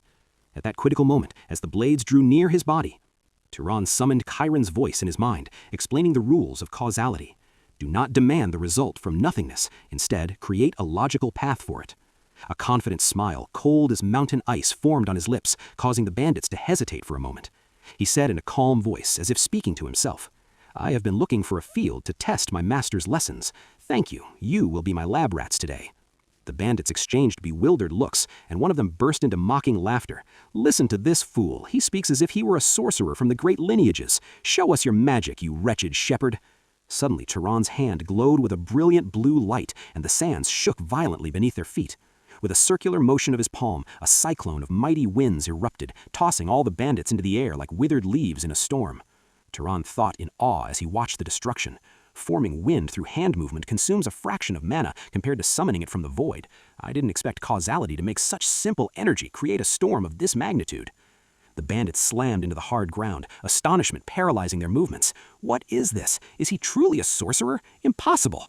Without granting them a single second to catch their breath, he pulled a water flask from his belt and poured its contents into the air, then cast a freezing spell upon it. In the blink of an eye, the airborne water transformed into a sharp ice spear swimming in the scorching desert air, ready to strike. He didn't stop there. He shaped pointed ice bullets from the remaining moisture in the atmosphere, surrounding him from every side. The bandit who had mocked him earlier retreated, his face turning the color of ash, realizing that the angel of death stood before him in a traveler's cloak. With a flick of Turan's finger, the ice bullet streaked forward, piercing the bandit's body with lethal precision, silencing his screams forever. Turan analyzed the situation coldly. Magic is amazing. Spells are more lethal near the sources of their elements, but my instinct still tells me that throwing stones with mana is faster and more destructive. The leader's courage collapsed, and he fell to his knees, pleading, "Mercy on our lives, great master. We didn't know you were a sorcerer. Take our horses, our gold, and everything we have. Just let us live." But his treacherous eyes were watching the daggers of his remaining followers. They were feigning weakness to gain a few seconds for a betrayal. Turan sensed their treachery and stomped on the ground with all the mana strength he could muster. The earth exploded beneath them, and pointed stone pillars emerged like mountain fangs, piercing the bandits' bodies and hoisting them toward the sky in a majestic and terrifying scene. The leader froze in his place, staring in horror at the corpses of his followers dangling from the stone pillars, their faces masked in a pure terror they had never seen, even in their worst nightmares. His mind could not process the tragedy. Within minutes, his invincible group had been turned into human wreckage at the hands of a single boy who hadn't even blinked. Turan stepped forward with calm strides toward the collapsed bandit leader, who began to plead in a humiliated tone. "I will answer anything. I will be your guide, your slave. Just keep that blade away from my neck." Our hero paused and asked in a mysterious tone, "Why did you attack me with such recklessness? Did it not occur to you that a lone traveler in this wasteland might hide the power of a sorcerer beneath his clothes?" The leader answered, his voice trembling. "All that happened was because of your manners. You bowed to us and thanked us with such excessive perfection. That is what lured us into the trap." The thief explained bitterly, "We thought you were easy prey because, in our world, the strong do not bow, nor do they act politely with strangers. Your dignity deceived us." Turan silenced for a moment, then nodded. "Thank you. I have just learned a valuable lesson from a thief. It seems that politeness in this world is interpreted as weakness." A glimmer of false hope appeared on the leader's face. He thought the polite boy would forgive him and let him go simply for hearing the truth. But directly above his head, a single drop of water began to float in the air, slowly transforming into a pointed ice blade gleaming under the sun. Turan recalled Chiron's final advice. "You will meet many faces on your path, and some will try to exploit your kindness to tear you apart. Have no pity for the scum of the earth. Bandits who have grown accustomed to harming the weak do not deserve a second chance. Turan now understood the meaning of that severity. Forgiving a human wolf out of pity is not nobility. Rather, it is a crime against 10 innocent people who will fall into this thief's grip tomorrow if you leave him alive. Turan said with a cutting coldness, "I have been delayed long enough. It is time for my departure, and time for your reckoning." With a swift movement, it was all over. He continued his journey into the heart of the desert, leaving behind an eternal silence shrouding the corpses of the traitors. He followed the wheel tracks of the wagon left by the bandits, disguising himself in the garb of a traveling merchant to blend in with any caravans he might encounter. For the first time since leaving the mountain, he felt a weight in his chest. A single thought carved its way into his mind. "I have taken human lives tonight." A sting of guilt pricked him, but he quickly summoned Chiron's warning to fortify his heart. He had no other choice to stay alive. He knew for a certainty that one who steals lives without blinking would return to do it again. Thus, his death was the only way to protect the innocent. The journey continued for days under the glare of the sand, until the wheel tracks began to disappear and merge with firmer soil. Suddenly, his feet stepped upon green grass once more. The scent of damp earth brought back memories of distant Mount Sail. Turan finally reached the edge of a new world, a world buzzing with life, colors, and a noise he had never known. He stopped, astonishment silencing his tongue. He could hardly believe his eyes as he saw the architectural grandeur looming before him. In the distant horizon stretched a giant city, centered by a legendary palace whose towers touched the clouds. That was Murai, the pearl of the north and the center of power. A city pulsing with movement, where the dreams of nobles meet the blood of knights, and here the true legend of Turan would begin. Turan stood in his tracks, astonishment storming through his mind. His eyes had never fallen upon such a vast multitude of people, buzzing in one space like a raging beehive. He raised his head, contemplating the towering architecture and the engravings decorating the walls. Everything seemed different and formidable compared to the humble mud houses of his mountain village. As he pushed his way through the crowd, he inhaled a mixture of spice scents, leather, and din, feeling for the first time a total certainty. "I have entered the beating heart of true civilization." The glint of colorful fruits caught his eye, so he approached a fruit seller who received him with a broad, commercial smile. "Welcome, boy! What does your heart desire from our orchard today?" Turan answered with calm, rural honesty. "My apologies. I am not here to buy at the moment. Rather, I am searching for my way." He recalled Kieran's advice echoing in his ears. The first thing you do when you set foot in the city is search for a safe inn to shelter you from the treachery of the night. As soon as the merchant learned that Turan was not a customer, his features shifted to a scowl, and he shouted rudely, "Then do not stand here and block my path. Begone and seek your information far from my goods." Turan was amazed by this sudden shift and blatant insolence. "Is there an unwritten law that forces me to buy before I am allowed to ask for directions?" To overcome the obstacle, he pointed to some apples and asked for their price. The man answered in a dry tone, 6 dubs for one, and payment is in advance." The merchant began to examine him with curiosity as he saw him take out his coins. "You seem like a complete stranger to these lands. If you do not have dubs, I accept the exchange of other currencies, I do not mind." Turan paid the price in silence, so the merchant quickly changed his tune. "Follow this straight road, then turn right at the great square and look for a building with a bright blue roof. It is the largest in that area. It combines being a boisterous tavern and an inn for the night." Indeed, Turan reached the intended building and stepped inside. Upon entering, she was greeted by an employee named Lena with an extremely friendly smile, and she did not miss the opportunity to praise his distinguished appearance in her usual manner with travelers. Turan asked her directly about the cost of staying for one night, politely ignoring her compliments. She informed her that the price was 16 dubs per day, so he nodded in agreement and decided to rent the room immediately. He handed her the bag of money but stopped her before she could leave. "There is an important matter I would like to inquire about before I go up to my room." Lena grasped the money skillfully, and intense interest appeared on her face. Strangers who pay generously often carry interesting questions. He asked her gravely, "Are there demonic beasts wreaking havoc nearby, and have rewards been posted for those who crush them?" His goal was to absorb mana to strengthen his magic and gather money to secure his journey. Silence prevailed for a moment, and Lena seemed as if she were weighing her words, which prompted Turan to ask her, "Why did you suddenly go quiet? Is my question that strange?" Lena replied with commercial coldness, "In Murai, sir, nothing is given for free. Even answers have a price." Then she added, pointing politely, "You must head to the City Hall. That is where the secrets you seek lie." Confusion appeared on Turan's face. "City Hall? What do you mean by that term?" Lena laughed with light mockery. "What a naive country boy. The hall is the city's administrative heart. That is where public affairs are managed, and employees work directly under the local governor's command. Go there, and you will find the hunted dead list." Lena pointed toward the window where the city lights had begun to fade. "In any case, the hall is closed now. Bureaucracy does not operate under the moonlight. I advise you to go with the first rays of dawn if you are serious about hunting. The good opportunities are snatched up before the sun fully rises." She tilted her head curiously and asked him, "Tell me, are you truly a soul hunter?" Turan gave her a puzzled look, not understanding this newly coined title once again. She laughed lightly and explained, "There's an old rumor that says ordinary humans can transform into sorcerers if they drink the mana of demonic beasts. Is this your impossible dream?" Suddenly, a massive, rough hand settled on Turan's shoulder, and a booming voice cut through the conversation. "Whoever dares to call the truth a ridiculous myth is a fool who doesn't know how things are run in the shadows." Our hero turned to find a man of giant stature, wearing worn leather armor that reeked of battle. It was Maidan, one of the most famous beast hunters in the tavern. Maidan confirmed in a confident tone, "It is an absolute truth. I have seen humans awaken their powers after a bloody hunt." Lena gasped in amazement. "Maidan, have you returned alive from the Black Forest?" Maidan replied, wiping sweat from his brow, "I swore that the dust would not cover me until I reached the rank of sorcerers." At that, Turan brushed the man's hand off his shoulder with cutting coldness. Maidan apologized for his intrusion, but Turan's curiosity had been piqued. "Tell me more. How can hunting transform a mortal body into a vessel for mana?"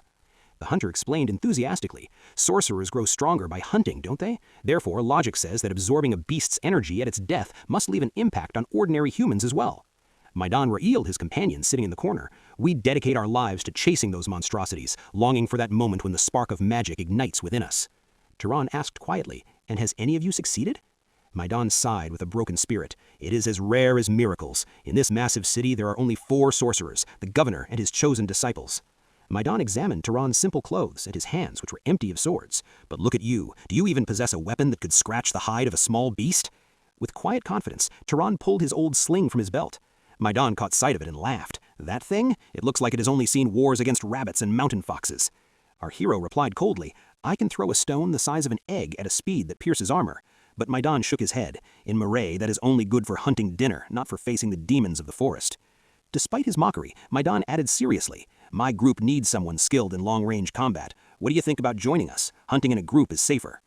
Turan traced a slight smile, expressing his appreciation, but he answered with certainty, "Thank you for the offer, but I prefer to walk my path alone." Later, in the quiet of his modest room, Turan lay on his wooden bed thinking, "Partnering with others means sharing secrets, and that is the last thing I need right now." He closed his eyes, reviewing the reel of his long day, from the lethal desert sands to the tavern's din and the endless magical lessons. He looked at his bag lying in the corner and whispered to himself, "I have truly left the village. There are no more sheep for me to tend and no mountains to hide behind. What does the dawn hold for me in this city? Will I find the beast that will grant me the power Kiran promised?" Suddenly, in the stillness of the night, a firm and unexpected knock pierced his room door, making his senses alert in seconds. He sat up quickly, his hand feeling for his sling and stones, and asked in a cautious voice, "Who was knocking at this hour?" Not a forest of beasts, it is a forest of humans, and the predators within wear elegant clothes and smiling faces. In the present, Turan concentrated his mana into his fingertips and advanced toward the door with silent steps, prepared to face any danger knocking in the dead of night. He opened a very small crack, his eye watching for the dagger or magic that might thrust toward his chest. But astonishment paralyzed his movement, and his combat energy vanished in a single second. Behind the door, he found no assassin, but rather Lena, the receptionist, who asked in a low whisper, "Apologies for the intrusion. Were you already deep in sleep?" Turan was flustered and took a step back. The beauty and cunning of the city were attacking him now in a way he had never trained for on the mountain. Lena approached, feigning concern. "I thought the room might be too cold for you on this desert night, so I came to see if you needed some extra warmth." Turan asked her stoically, "What do you mean? Is there a problem with the heating system?" She looked at him with sly admiration and said, "The matter is too plain to explain, country boy." The young woman offered her services for a small sum of money, to which Turan asked coldly, "And what if I have no desire to buy your so-called warmth?" She drew closer until her breath nearly touched his face. "Don't lie to yourself. Your youthful features betray your need, and money is paid to forget exhaustion." Suddenly, Turan closed his eyes firmly, his face shifting into a legendary stillness, as if he were a monk who had reached the peak of enlightenment in the depths of the ocean. His features became like stone. Lena was shocked and recoiled in bewilderment. She had not expected her charm to be met with this kind of absolute and dry rejection. In that moment, the specter of Chiron appeared in our hero's memory, laughing warningly, "Beware of falling into the snares of the inn-girls, Turan. Those flowers in the cities often carry poisoned thorns and malignant diseases that devour a sorcerer's body before his soul. Do not follow your fleeting desires and fall into a trap you will regret for the rest of your life. Keep the mana of your body pure." Lena left the room muttering angry words, her pride shattered before the statue that had refused her offer. Turan sighed and bolted the door. Life in Marais is truly exhausting. The fruit seller sells words, and Lena sells warmth. Everyone is biting into my money bag. How can humans demand a price for the simplest feelings or the most trivial information? Is this the world I promised my mother I would see? In the dark corridor of the inn, the beast hunter Maiden was approaching his room, and one of his followers asked him with disapproval, "Why do you care about that newcomer? He doesn't even look capable of slaughtering a chicken." Maiden answered with a rough laugh, "His fatal arrogance will make him a tasty meal to lure the beasts. That way we can pounce on them while they're busy tearing him apart." But deep in his heart, Maiden saw in Turan's eyes a reflection of his own lost youth. He was sincerely worried about that dilapidated sling the boy carried. Maiden thought bitterly, if he stays close to us, perhaps he will have a chance to stay alive for another night, for death in the Black Forest has no mercy for those who are alone. On his wooden bed, a faint and cold smile played across Turan's face. His heightened senses picked up every whisper from behind the thin walls of the inn. He listened to the conversation of Maidan and his companions, realizing that their transparent deception made the city warmer than he expected. For him, human cunning was easier to tame than the beasts of the forest. With the first threads of dawn emerging, Turan headed toward City Hall with confident strides, marking the true beginning of a journey of hunting and blood. Inside, an official received him with dry formality and asked in a robotic tone, "How can the governor's office assist you, traveler?" Turan asked him calmly, "Are you an official employee here?" The man raised his eyebrows in wonder. "Does my appearance suggest otherwise? I am the voice of the governor in this department." Turan got straight to the point. "I have come to request a license to hunt demonic beasts." The pen fell from the official's hand, and he was seized by bewilderment at the boy's audacity. In that moment, Kieran's voice rang in his mind. "The world will not smile upon you, my son, nor will it roll out the red carpet just because you ask for it. There is no reason for strangers to show you mercy. The only way to force them to respect you is through the language of power alone. Prove to them that you are a sorcerer, and only then will you see heads bow to you in reverence and fear." The official handed Turan the application form cautiously and warned him in a stern tone, "Look at the poster here. It is strictly forbidden to take it with you. The laws do not play around." When Turan's eyes fell upon the drawing on the poster, he asked with feigned innocence, "Is this a magical crow?" The official mocked him loudly. "A crow? Do you see it as a cat, for instance? I doubt you have the talent to distinguish beasts, so how will you even kill it?" The man alerted him, "You must bring the entire carcass. If the mana is not purified, it will turn into an evil spirit to wreak havoc, and purifying it requires a professional sorcerer." Turan replied coldly, "I know the rules well."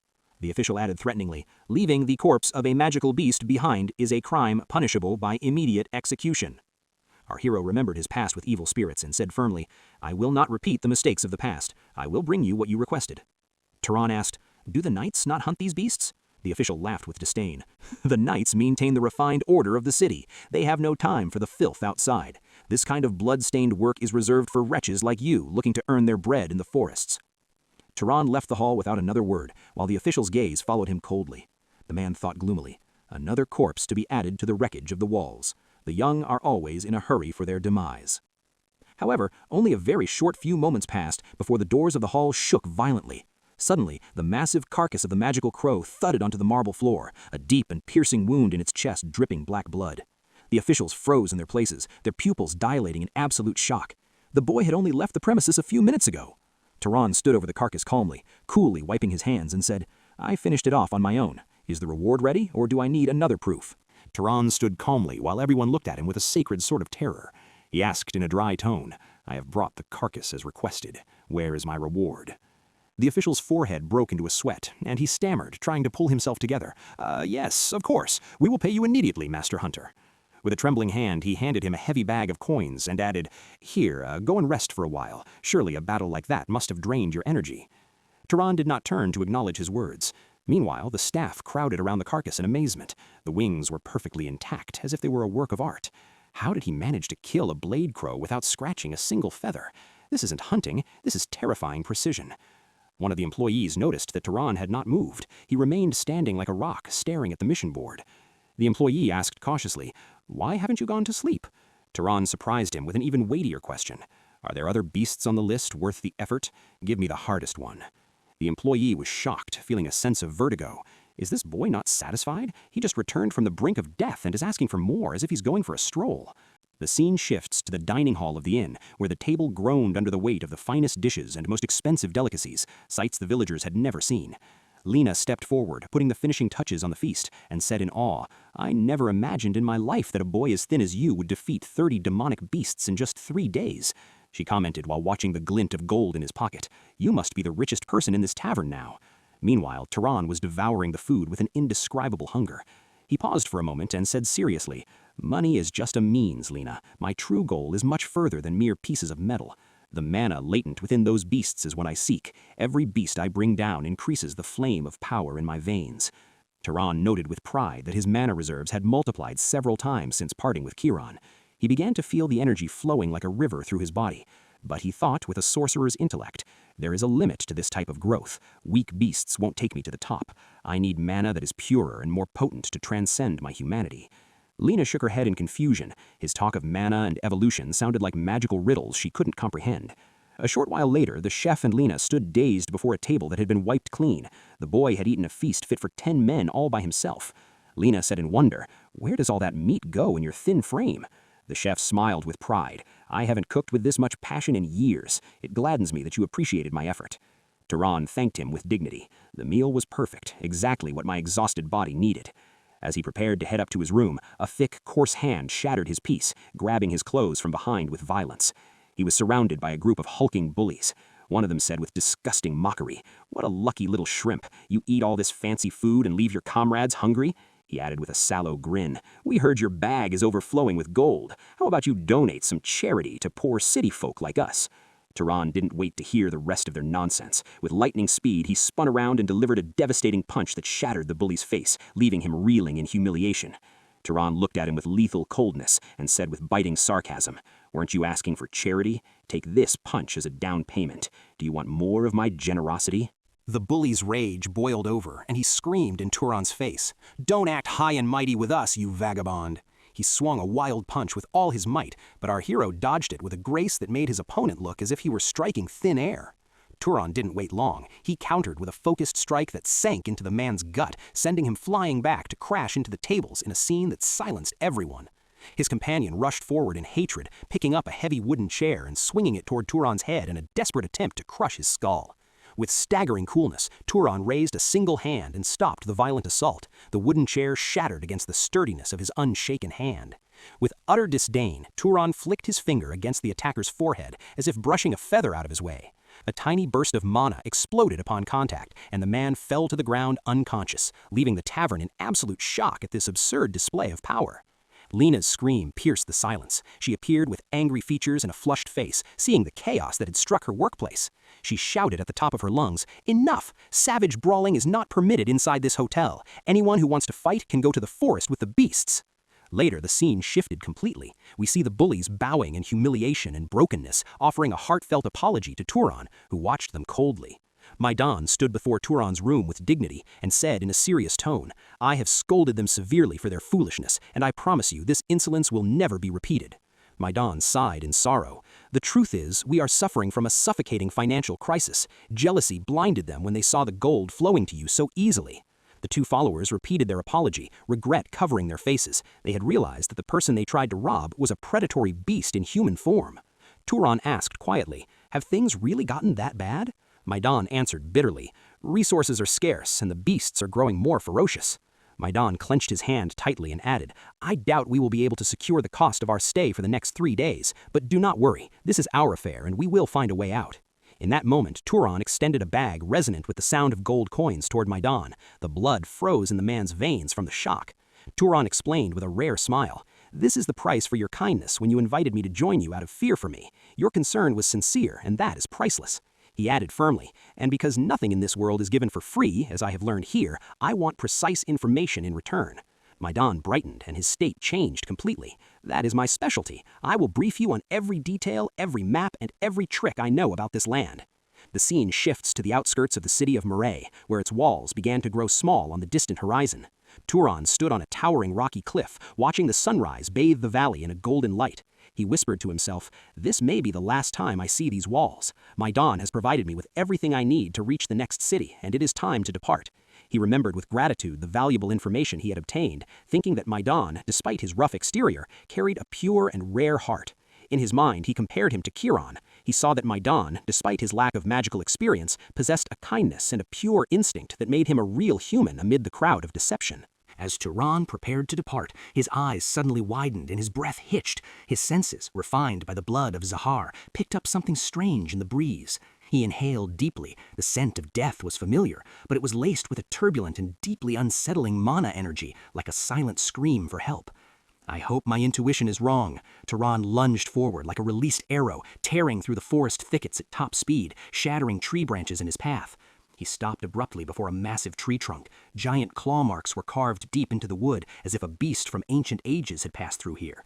When he moved past the tree, he collided with a horrific sight that froze the blood in his veins and made his vision blur from the sheer terror of what he saw.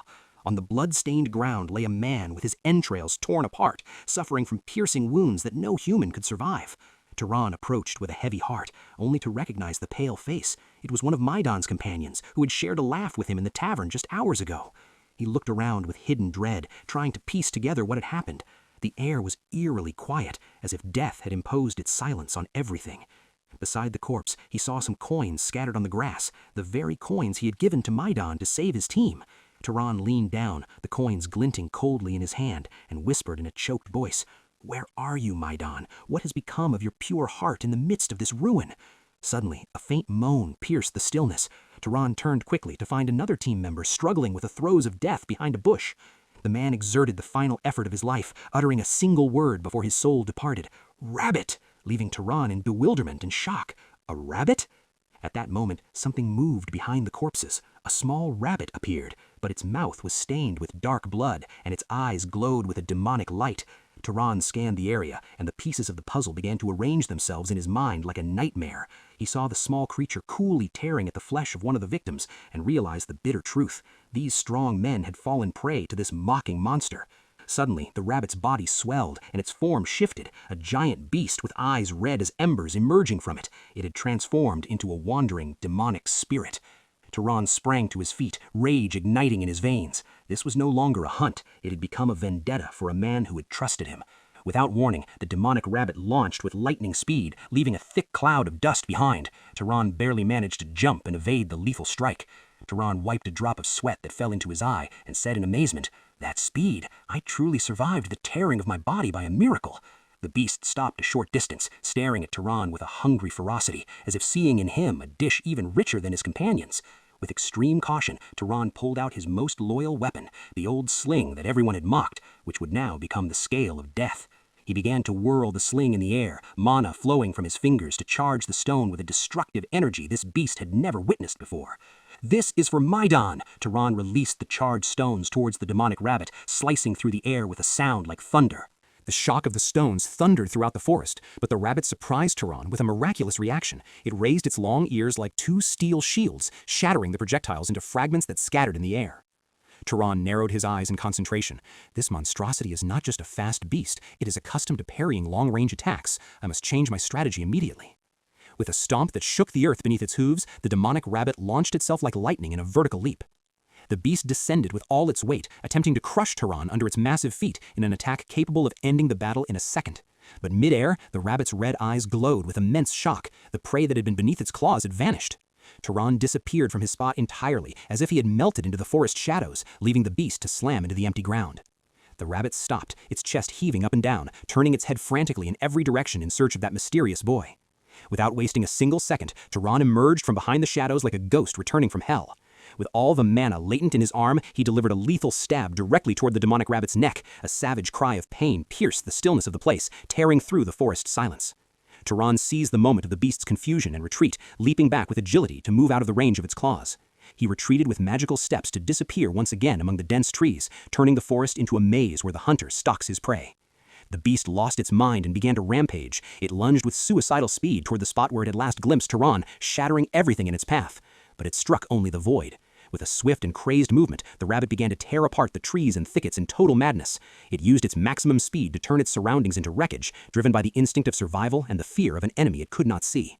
Its frantic movements stirred up a thick cloud of dust and sand, completely covering the battlefield. From within the dust, a final howl of rage rose, but the tone began to weaken and fade slowly. The neck injury Turan had delivered was precise and fatal. The internal hemorrhaging left the beast no chance of survival. With a mouth dripping with magic-tainted black blood, the massive rabbit staggered and finally fell to the ground as a lifeless corpse. The dust settled, and Turan appeared with calm and dignified steps, cold blood filling his eyes. He extended his right hand over the massive carcass that minutes ago had been a storm of death. He extended his right hand over the beast's body and began activating the absorption incantation he had learned from Zahar. He felt a terrifying surge of energy. Massive amounts of mana began to storm his magical channels with a force that nearly burst his veins. His eyes widened in awe as he analyzed the new power. This energy, it far exceeds what I absorbed from the demonic tiger. It seems this rabbit was approaching a higher rank. As Turan sensed the surge of his new power, the last survivor called out to him in a faltering voice filled with wonder. You weren't just a shepherd, you were a sorcerer all along."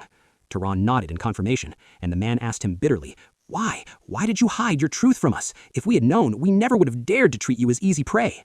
Turan ignored the reproach and asked in a tone dominated by solemnity, "Do any of you have relatives or families? I wish to deliver their belongings to those who deserve them." The man burst into tears, his voice trembling. "No one. We were a handful of outcasts brought together by misery. We have no family but this team that was crushed by the rabbit's claws." In the midst of this sorrow, Turan recalled Maidan's last words in the tavern. "Boy, if you want true knowledge, you must go to the city of Oromrim. There lies the great library." He remembered the description of the place that holds thousands of books containing the secrets of the universe, and how Turan had paid attention for the first time, before Maidan added with regret, "But it is a fortress forbidden to commoners like us." Turan had asked then, "And how does one open the doors of that fortress?" Maidan answered with certainty, "There is no way except through the sorcerer's cloak. Knowledge in Oromrim is granted only to those who subdue mana."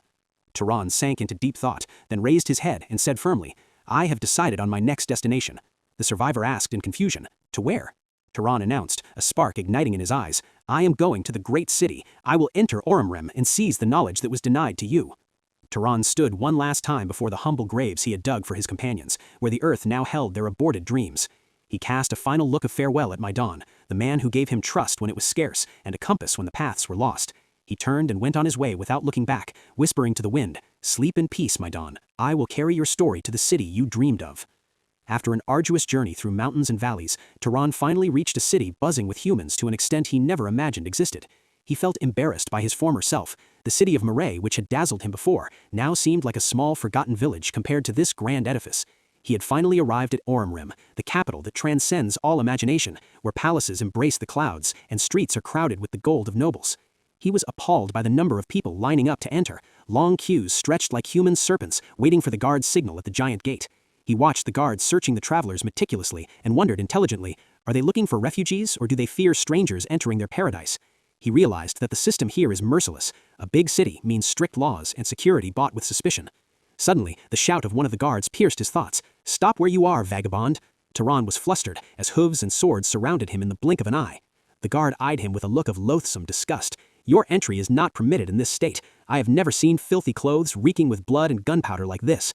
The guard ordered him in a commanding tone, "Go and wash your filth in the nearby river before you dare desecrate the pavements of Oromrim." After moments of necessary purification, Turan entered the city. There he froze in place as he glimpsed the massive tower imposing its dominance over the horizon, the great library, his goal and destination. Turan raised his gaze toward the peak of the towering tower. The walls, studded with precious stones, reflected the sunlight as if they were woven from pure radiance. He whispered to himself in awe, "Can humans build such an edifice with their hands alone? Or is magic the true architect of this grandeur?" He advanced toward the massive gate, and the two guards, standing like statues, straightened their posture and fixed him with sharp, wary glares. Turan said calmly, "I want to enter the library." One of the guards laughed mockingly. "This oasis is reserved for the elite and sorcerers only, not for passers-by." Without hesitation or confusion, our hero replied with a single word that shook the guard's confidence. "I am a sorcerer." The guard's laughter turned into raging anger. "You vagabond! Do you wish to be hanged on charges of impersonating a sorcerer?" The guard shouted as he reached out to push Turan away. "It is impossible for someone in your shabby state to be a sorcerer." At that moment, Turan noticed a faint red glow around the guard's fist. He immediately realized that he was not just a soldier, but a knight possessing a measure of mana. He remembered Chiron's advice. True sorcerers smell the scent of power in each other. Sensing mana is the only measure of sovereignty. Turan decided to stop talking and let power speak on his behalf, so he released a small portion of his latent energy. Suddenly, one of Turan's eyes glowed with a terrifying red mana, and a dark aura emanated from him, making the air around him feel as heavy as lead. The guard fell to his knees immediately under the weight of the crushing pressure, feeling as though a mountain had settled upon his shoulders. The guard stammered difficultly, "I am fine," while his terrified colleague rushed to help him up, dread filling their hearts. The guard now realized the bitter truth. This boy was no ordinary sorcerer, but a power belonging to the high nobility, or perhaps even higher. The guard stood with great respect and introduced himself. "My name is Kenya, a knight from the ancient Voltas family. Do I have the honor of knowing the family you hail from, sir?" Turan replied coldly, "Is disclosing my family tree a necessary condition for browsing books?" Kenya answered in confusion. "It is not a condition, but entry requires the permission of our family master. I will contact the palace immediately to secure your proper entry." Turan ended up inside a luxurious royal bath, where polished marble and scented steam filled the place. Our hero sighed deeply. He had thought that entering would be a mere matter of crossing a gate, and did not expect that formalities could be harder than hunting monsters. 3 young maidservants surrounded him to attend to his bath, and Turan appeared stiff and completely uncomfortable. The privacy he had lived in the mountains was now being violated by excessive luxury. He said with a hint of embarrassment and confusion, "Stop, please. Would there be a problem if I washed my face and cleaned myself with my own hands?" One of the maidservants looked at him with fear. "Please, sir, if we fail to serve you in a manner befitting a guest of Voltas, punishment will be our inevitable fate." Turan closed his eyes in resignation. Fine, do what you see fit. Their faces brightened, and they thanked him profusely for his understanding, which had saved them from the whip of punishment. After the royal ritual of bathing was complete, one of the maidservants took a step back, her eyes shining with an infatuation she could not suppress at our hero's handsome features, which emerged clearly once the dust of travel was washed away. The girl quickly covered her mouth with her hands, her face flushing crimson with embarrassment as she realized her wandering gaze had crossed the boundaries of imposed etiquette. Turan stood before the mirror, dressed in luxurious silk garments befitting the nobility, then turned to her, asking with innocence, "Is there something wrong with my features? Why do you look like that?" The girl muttered in stammering words, "My apologies, esteemed sir. I was lost in thought for a moment. I've never seen a guest who combines such prestige with such beauty." Turan offered a calm, slight smile. "There is no need to apologize, but I ask that you set aside this exaggerated formality. I am still but a simple traveler." Suddenly, the door swung open with force, and a young woman with fiery red hair entered. Her eyes overflowed with sharp intelligence and boundless curiosity, and she stood staring at him as if inspecting an ancient artifact. She said in a mocking, direct tone, "So, you were the mysterious guest who caused a stir at the gate with clothes resembling those of a beggar?" She approached him and circled him with a wide grin. "I must admit, water and new clothes have turned you into a handsome prince. Who would have believed it?" Our hero answered with dignity, "My name is Turan." The young woman replied, placing her hand on her hip, "And I'm Ozila. Now tell me, to which of the great families does this familiar face belong?" Turan maintained his composure. "My apologies, Lady Ozila, but I cannot disclose my origins at this time for very private reasons." Ozila pursed her lips in feigned disappointment. What a shame. I thought honesty was the first condition of hospitality among sorcerers. She said to herself, narrowing her eyes with cunning, "Since he insists on hiding his identity behind this cold mask, perhaps I should draw him out and amuse myself a little to see what he is concealing." Without warning, a massive wave of glowing red mana erupted from her body, sweeping through the hall with a force that made the furniture tremble, catching Turan completely off guard. She cried out with a defiant, fierce look, her hair fluttering from the energy. "Enough acting! Show me the color of your soul! Reveal your mana right now!" Our hero stood shocked by this sudden assault. The magical pressure in the room had become suffocating. Now he must decide. Does he reveal his power or protect his secret? Amidst a vortex of igniting mana, Turan stood firm as a mountain. The magical pressure was so immense that a cold bead of sweat slid down his face. He was completely cornered. The moment Darren sensed the overwhelming power of Azila's spirit, he did not stand idly by. He released his own energy in an immediate reaction, causing the 2 lights to collide in the heart of the hall. In a fleeting moment, brute force flooded the room. As the 2 powers clashed head-on, the air grew heavy and vibrated violently under the weight of the pressure. Everyone nearly choked under the rising magical pressure that filled every corner. One of the guards rushed forward to stand before the maids, forming a shield to protect them from flying energy shards, yet the terrifying aura continued to crawl across the walls. After moments that held everyone's breath, the magical clamor began to fade gradually. Turan ceased releasing his energy, allowing a cautious calm to return to the place. Azila did the same. She had just finished measuring and understanding the limits of his power. Instead of feeling threatened, her features appeared unusually jubilant. She kept staring at her palms in shock and fascination, as if she had confirmed a legendary truth she had been searching for. A playful smile formed on her lips. Then she suddenly spoke in an indifferent tone. "What do you think about marrying me?" The words fell like a thunderbolt upon Turan's ears, leaving him in a state of total bewilderment. His mind stopped working. Silence overwhelmed him, and he couldn't find a single letter to utter. He failed to comprehend what he had just heard. When Azila noticed his frozen expression, she tilted her head slightly in mockery. She said with a light laugh, "What is wrong with this reaction of yours? It was just a joke, and yet, think about it seriously, for the seat beside me remains vacant until now." Without waiting for a reply, she turned and left the room with her guard, leaving behind an aura of confusion still hanging in the air. Turan remained standing in his place, drowned in questions about her words and true intentions. He looked at his hand, which still felt a slight tremor from the recent magical collision. Doubt seeped into his thoughts, and he muttered to himself, This girl's mana equals my power at the very least. Is this level of strength normal in this place? The scene then shifts to another room draped in dignity and quiet. There sat a man with an overbearing prestige, introduced as Lord Oram, Rouge Volt. The moment Darren entered, the Lord greeted him with a confident and calm tone. "Welcome, young noble. I have no need to introduce myself, for you know my name well." The hero Turan replied with full respect, to which Lord Turan Rouge Volt responded thoughtfully. "So, your desire is to enter the library? Many come here driven by the strange rumors that haunt this place." The Lord continued in a warning tone.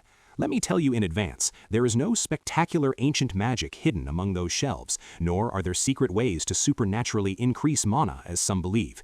Turan listened intently before answering without hesitation. "That is fine. Those gains were never what I aspired to achieve from the beginning." Rouge Volt scrutinized his features for a moment before replying calmly, "If you are still insistent on entering, I will not stop you." He followed, "In any case, there is nothing inside classified as secret information pertaining to our family, so I have no objection." The Lord added, "But the hour is late today. Rest now and return tomorrow. Is that acceptable?" Turan bowed with sincere gratitude, saying, "I shall never forget your kindness." The next day, the scene shifted to the tower of the great magic library. Turan walked toward that towering structure that embraced the sky with indescribable majesty. As he approached the entrance, the guards bowed respectfully and announced, "Your entry permit has been confirmed, esteemed guest. Welcome to the Library of the Sky."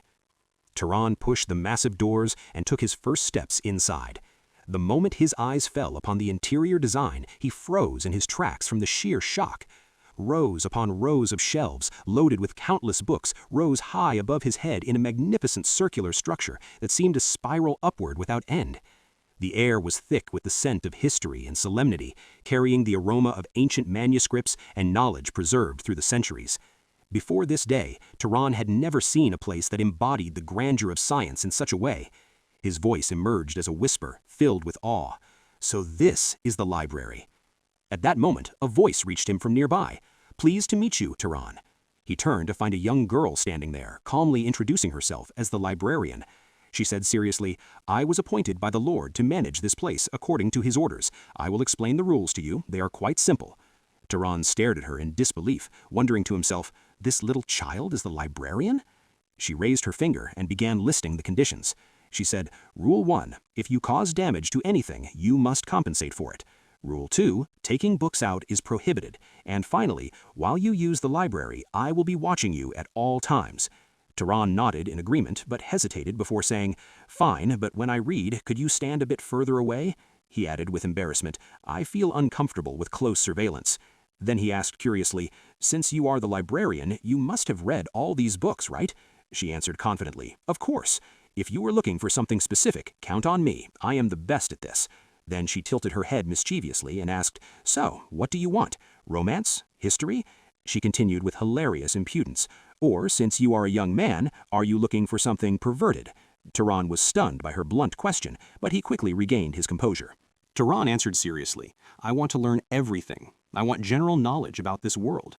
This time, a look of surprise appeared in the little librarian's face. But she did not hesitate. She moved with incredible speed, gathering a massive stack of volumes and placing them before him. "Most of the books here date back hundreds of years." She continued her explanation, "So they might not be accurate regarding current events, but this section will give you a strong foundation." Turan replied sincerely, "Thank you." She answered lightly, "You're welcome."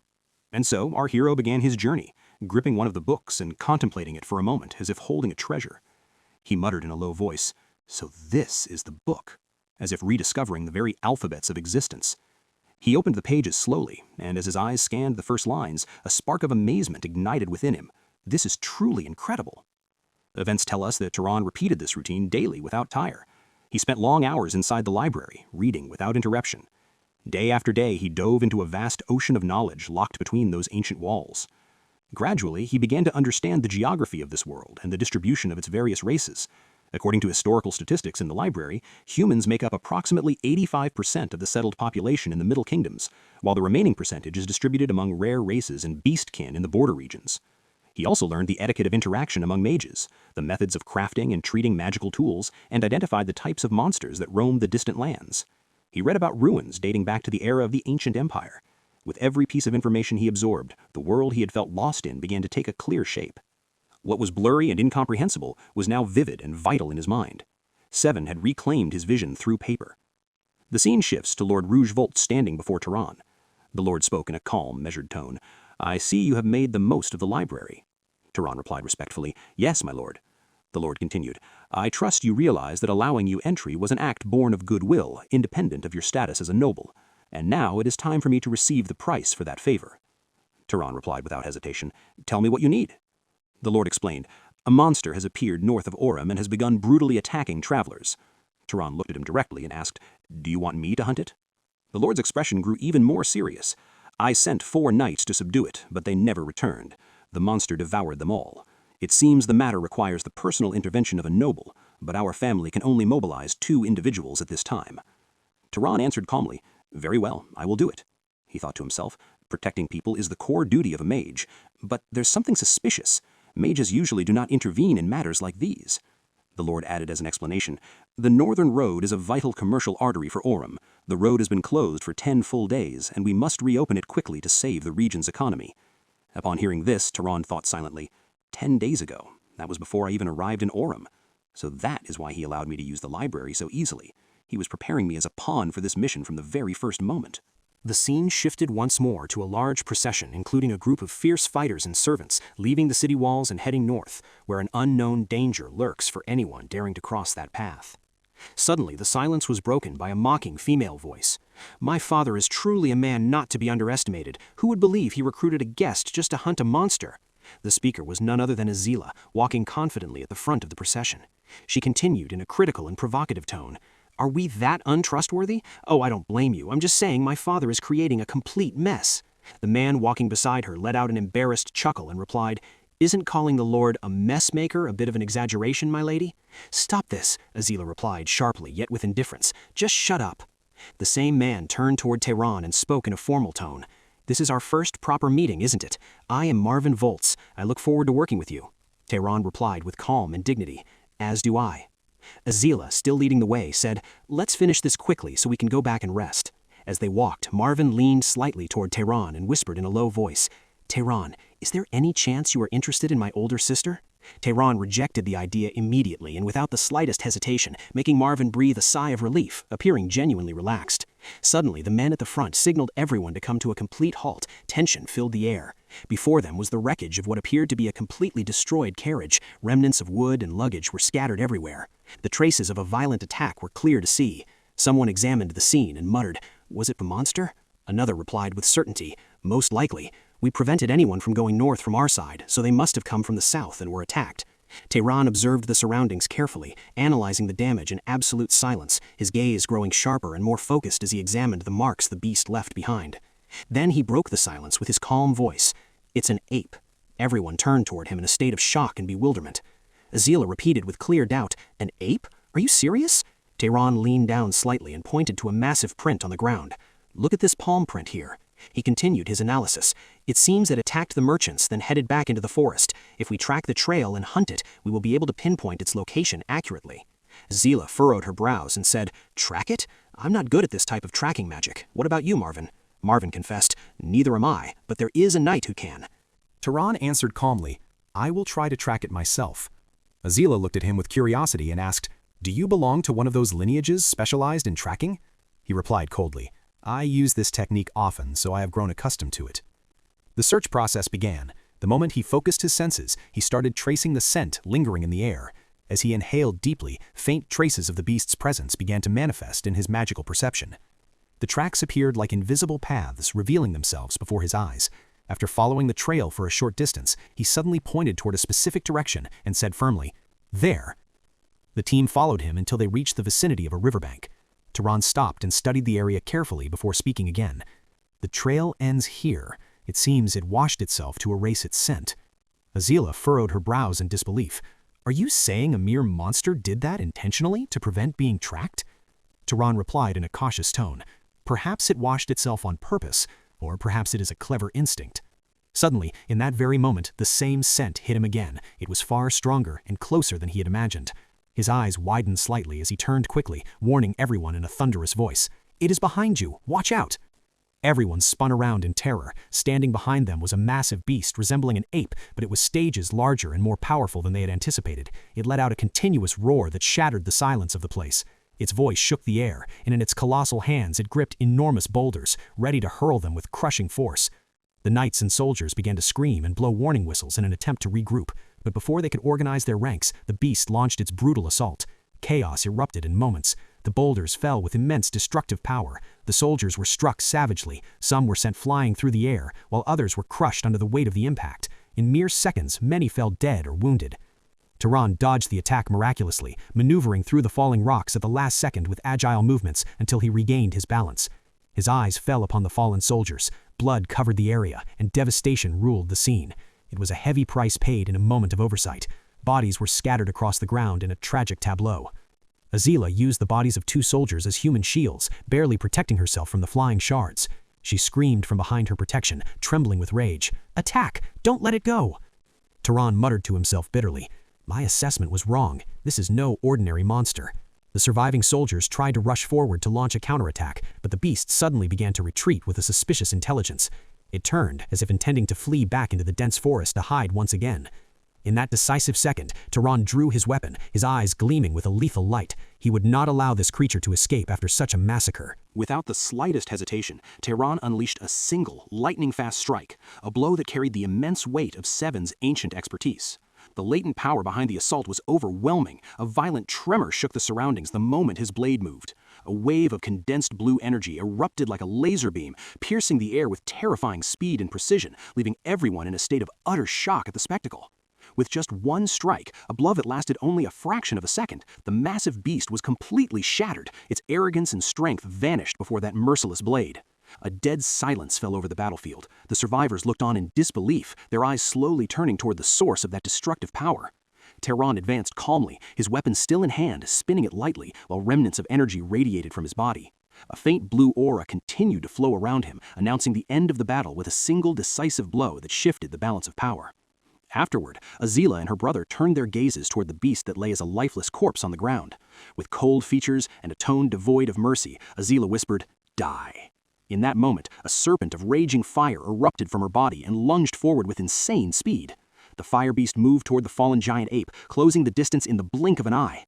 The moment it neared the creature's body, it touched it with its searing flames. A massive explosion roared, shaking the entire region, turning the beast's carcass into ash and causing the earth to vibrate beneath their feet. Turan watched the scene carefully and thought to himself, "So this is the ability of the Volts lineage, true pyromaniacs." The nearby soldiers finally breathed a sigh of relief after seeing the beast's destruction. One of them said exhaustedly, "The nightmare is finally over." Azila turned toward our hero and said in amazement, "Wow, I got chills for a second when that rock was heading towards us. It was truly a terrifying situation." Her brother mocked her immediately. "What, were you scared?" Azila replied sharply, "Shut up, you're the one who screamed like a little girl when the attack started." Her brother protested instantly in a humiliated tone. "When did I do that? I never screamed." Meanwhile, the soldiers busied themselves dealing with the aftermath of the bloody battle. One of the wounded groaned in pain. "I think my arm is broken." Another soldier replied dryly, "Stop moaning. Someone's entire arm was blown off." Another shouted frantically, "Does anyone have extra bandages? This man is bleeding heavily from the head." Daron observed all this chaos surrounding him, the injured soldiers and the panicked voices, and muttered to himself, "What a complete mess." After assessing the situation carefully, he thought with slight relief, "I think we're lucky. Despite the injuries, there are no fatalities so far." Turan's features grew more serious as he replayed the events. He spoke calmly. "Yes, it was a surprise attack by the beast, but despite that, we could have avoided these severe injuries." He fell silent for a moment, observing the groans of the wounded around him. He began to analyze the situation deeply in his mind. Since the bodies of these people become stronger automatically based on the amount of mana they possess, they are supposed to be several times tougher than ordinary knights, and yet they did not hesitate to push the weak forward and use them as human shields. While he was drowned in dark thoughts about the ethics of this world, Azila broke his train of thought, asking, "What are you thinking about? Is something wrong?" Turan shook the thoughts from his head and replied quickly, "No, nothing at all." Azila changed the subject with childish enthusiasm. "The important thing now, welcome the chance to absorb mana." Her brother nodded in agreement. "Fine, let's do it." The three gathered around the lifeless corpse of the beast, standing in silence as they prepared to begin the process. Turan set about drawing the mana flowing from the creature's remains, thinking with focus, "Let's test what I've learned." Yes, exactly as the book mentioned, even if several people perform the absorption simultaneously, the degree of reinforcement does not decrease. This was vital information for his future. Suddenly, Azila exhaled in frustration. I can't absorb anymore. Damn, these wretched growth limits of mine. Her brother laughed bitterly. I've reached my maximum limit as well. The brother thought while watching our hero. Now I understand why my father sent him with us. He cast a sidelong glance toward Turan, analyzing his power. His level of magic mastery and mana capacity rival my own, and what's more, he is a noble who hasn't even reached his growth limits yet. He was overcome by astonishment. After a while, the procession began the return journey from the battlefield, with a quiet calm hanging over everyone. While walking, Marvin spoke suddenly, as if realizing a truth that had escaped him. If it weren't for Turan, we would never have been able to defeat that monstrosity. He continued gratefully, from the incredible tracking skill to the finishing blow that took it down, your attack was the key to victory. Turan shook his head humbly. Please, it was nothing extraordinary. In fact, I feel regret because I noticed its presence far too late. I allowed it to take the initiative. I didn't expect the beast to possess a search skill as well. Marvin was shocked and asked in bewilderment, search skill? Did it possess something like that? Turan nodded, explaining, yes, it seems abilities awaken according to the external traits of the beast. The ape we killed had massive hands and wide eyes, resembling nothing of its original form. It awakened the ability to hurl rocks with immense force, and another that enabled it to see for long distances, or even see through the density of the forest. Azila's brother looked at him in total fascination. Wow, I can't believe you deduced all that in such a short time. Turan replied, actually, I read the Encyclopedia of Monsters in the library recently. Marvin shouted in disbelief, the library? That gloomy place? No one goes there. Azila joined the conversation with faint memories. I entered it once long ago out of curiosity, but it's full of complex books, so I left before finishing half a volume. Turan offered her a simple piece of advice. Next time, ask the librarian to guide you to books that are easy to understand. Azila tilted her head in confusion. The librarian? Who are you talking about? Turan answered as if it were a given. Yes, the character who manages the place, the little girl who resides there. Upon hearing this, Azila's astonishment grew, and she answered in bewilderment. Truly? Was there someone like that in the library all along? I never saw her. The scene now shifts to the quiet interior of the library building, where silence envelops the high shelves. The librarian stood before Turan and greeted him in a cheerful tone. Welcome back, Turan. The moment he heard his name uttered with such simplicity, his facial expression stiffened slightly. He thought to himself, realizing the gravity of the situation, I have been careless. There isn't a knight or a commoner in this city who dares to call a noble by his bare name like this. The proper way is to address me as Your Highness or Esteemed Noble. While scrutinizing her features carefully, another thought occurred to him. Furthermore, her appearance never suggested she was just an ordinary librarian. He asked her in a tone filled with suspicion, How do you know my name? Instead of a direct answer, the woman settled for a mysterious smile. She walked lightly toward a seat behind her and sat comfortably before replying in a playful tone, Have you only noticed it now, Turan? Our hero muttered to himself in a low voice, As I thought, the guardian of the library is not human. She replied to him with a calm smile, I learned your name from your entry permit. As long as you are within the boundaries of this library, my sight reaches every corner and everything. In that very moment, the book she was holding slipped from her hand and flew through the air to automatically return to its place on the shelf behind it, as if an invisible force were guiding it. Before this strange sight, Turan asked politely, Then what should I call you? She shrugged lightly and said, In truth, I don't have a name. Call me whatever you wish. How about something sweet like my love? Turan replied without hesitation and with complete steadiness, In that case, I will simply call you the librarian. She looked at him with a provocative smile and said, You are so prudish. Then she approached him and continued playfully, It feels strange with you treating me so formally now, especially after you utilized me for days, ordering me to do this and that. Turan recoiled slightly with calm but uncomfortable features. Don't come so close. It's a bit unsettling. Then he asked her seriously after observing her abilities, Are you a sorceress from the ancient empire? She shook her head in negation and said, No, I was never human to begin with. As she spoke, several books began to float around her as she slowly rose into the air with them. She continued explaining her identity calmly. I am more like a spirit. When a spirit inhabits a living being, it becomes a living soul. But when it inhabits something neither alive nor dead, it becomes a spiritual entity. She added with a small smile, In other words, this entire library is me, and this form you see now exists only to make communication with you more comfortable, and it often takes shape according to the user's preferences. She completed mischievously, and it seems your preferences are somewhat strange. Turan interrupted her with clear embarrassment in a firm voice, Stop making up stories in your head. She laughed lightly and replied, But it is the truth. I am merely a reflection in the water of what is inside you. Turan extended his hand slowly, attempting to touch her to confirm the nature of her existence, but his hand passed through her body exactly as light passes through glass, as if she possessed no physical form at all. Upon seeing his reaction, annoyance was clear on the librarian's face. Turan quickly realized his mistake and offered an apology. She said in a tone still carrying irritation, "You have no idea how frustrating it is to be unable to exercise my authority physically upon intruders.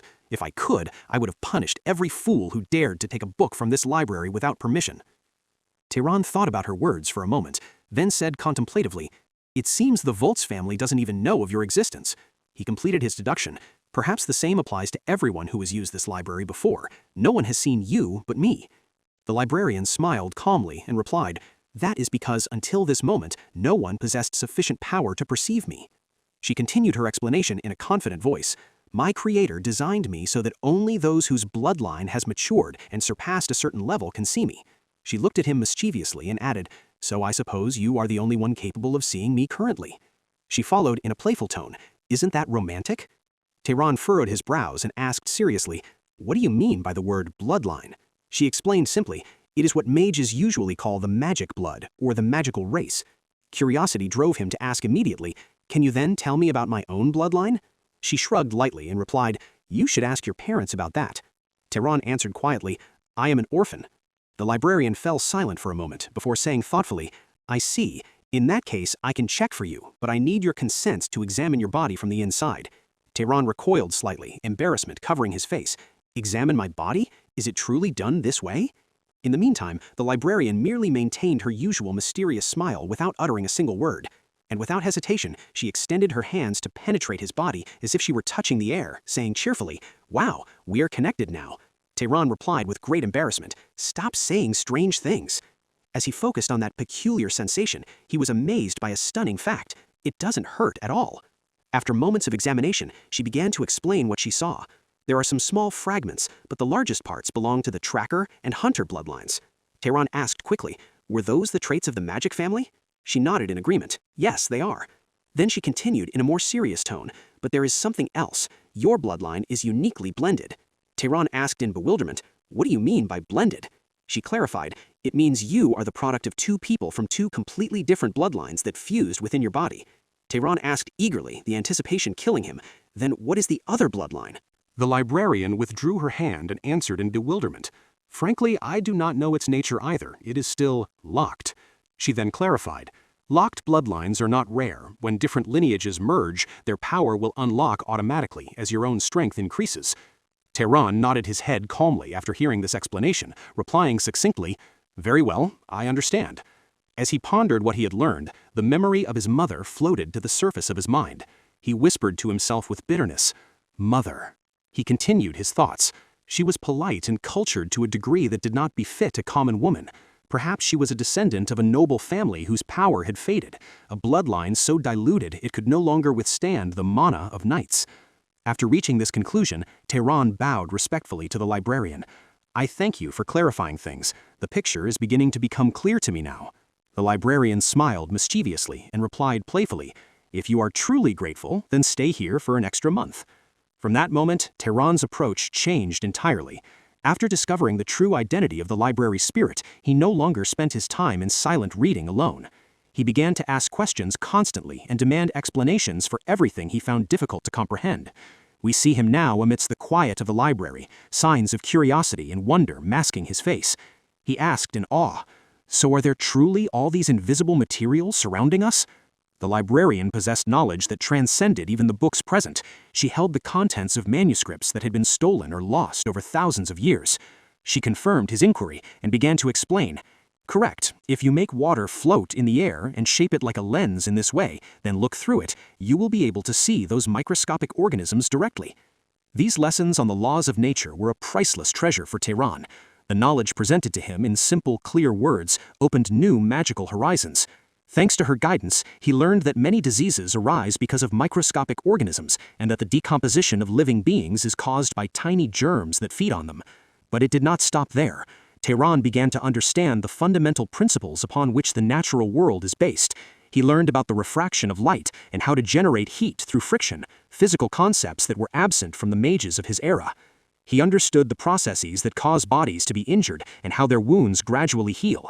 Over time, the library was no longer just a storehouse for books to him. It had transformed into an evolutionary laboratory where his understanding of existence began to grow and mature. After spending a long time learning, Turan finally decided to practically apply one of the principles he had grasped. He looked at an object placed before him and said quietly, "Let us begin with the experiment of decomposition." Before him sat a fresh, perfectly intact apple. He used his magic, applying his new knowledge, and suddenly the apple began to rot and spoil with lightning speed before his eyes. The librarian watched the experiment with curiosity and asked, "How do you find the result?" Turan replied with clear astonishment, "It is unbelievable. Not because current magic cannot do this, but because understanding the principle behind the phenomenon makes me consume a far smaller amount of mana to achieve the same result." This realization was a major turning point. By simply changing his way of seeing the world, his skills as a mage began to ascend to a legendary level based on an understanding of nature's laws rather than just the release of energy. Turan realized he had become capable of achieving the same magical results with double the efficiency. He turned to the librarian and said contemplatively, "Perhaps the powerful families monopolize this knowledge, for if every mage knew these truths, those families would lose their superiority and competitive advantage." The librarian nodded her head slowly and answered with sorrow, "No wonder the level of human knowledge declines over time. Now I begin to understand the true reason behind that ignorance." A short silence prevailed before Turan uttered words that completely changed the atmosphere of the place. He said clearly, "It is time for my departure." Surprise appeared on her face as she asked, "Are you truly leaving?" He replied calmly, "Yes, the owner of this place has begun to hint plainly that I must move on." The moment she heard this, the librarian began to grumble and complain dramatically, as if she were about to burst into tears. "No, take me with you!" she screamed as she collapsed to the ground in feigned despair. Turan asked her curiously, "And can you even leave this place at all?" She answered honestly, "No." Then she added in a tone full of hope, "Can't you stay here instead of leaving? I'll take good care of you, huh?" Turan shook his head with a firm refusal. "I apologize for declining this offer." When she realized his seriousness, she floated slowly toward the bookshelves surrounding her. She contemplated the many books and said with solemnity, "This land holds much of the god's legacy. You should explore it from time to time. Perhaps you will find another spirit who knows more about the laws of the world than I do." As Turan stepped toward the exit, he turned his head slightly. He said in a tone that carried a hidden promise, "I will come to visit you from time to time."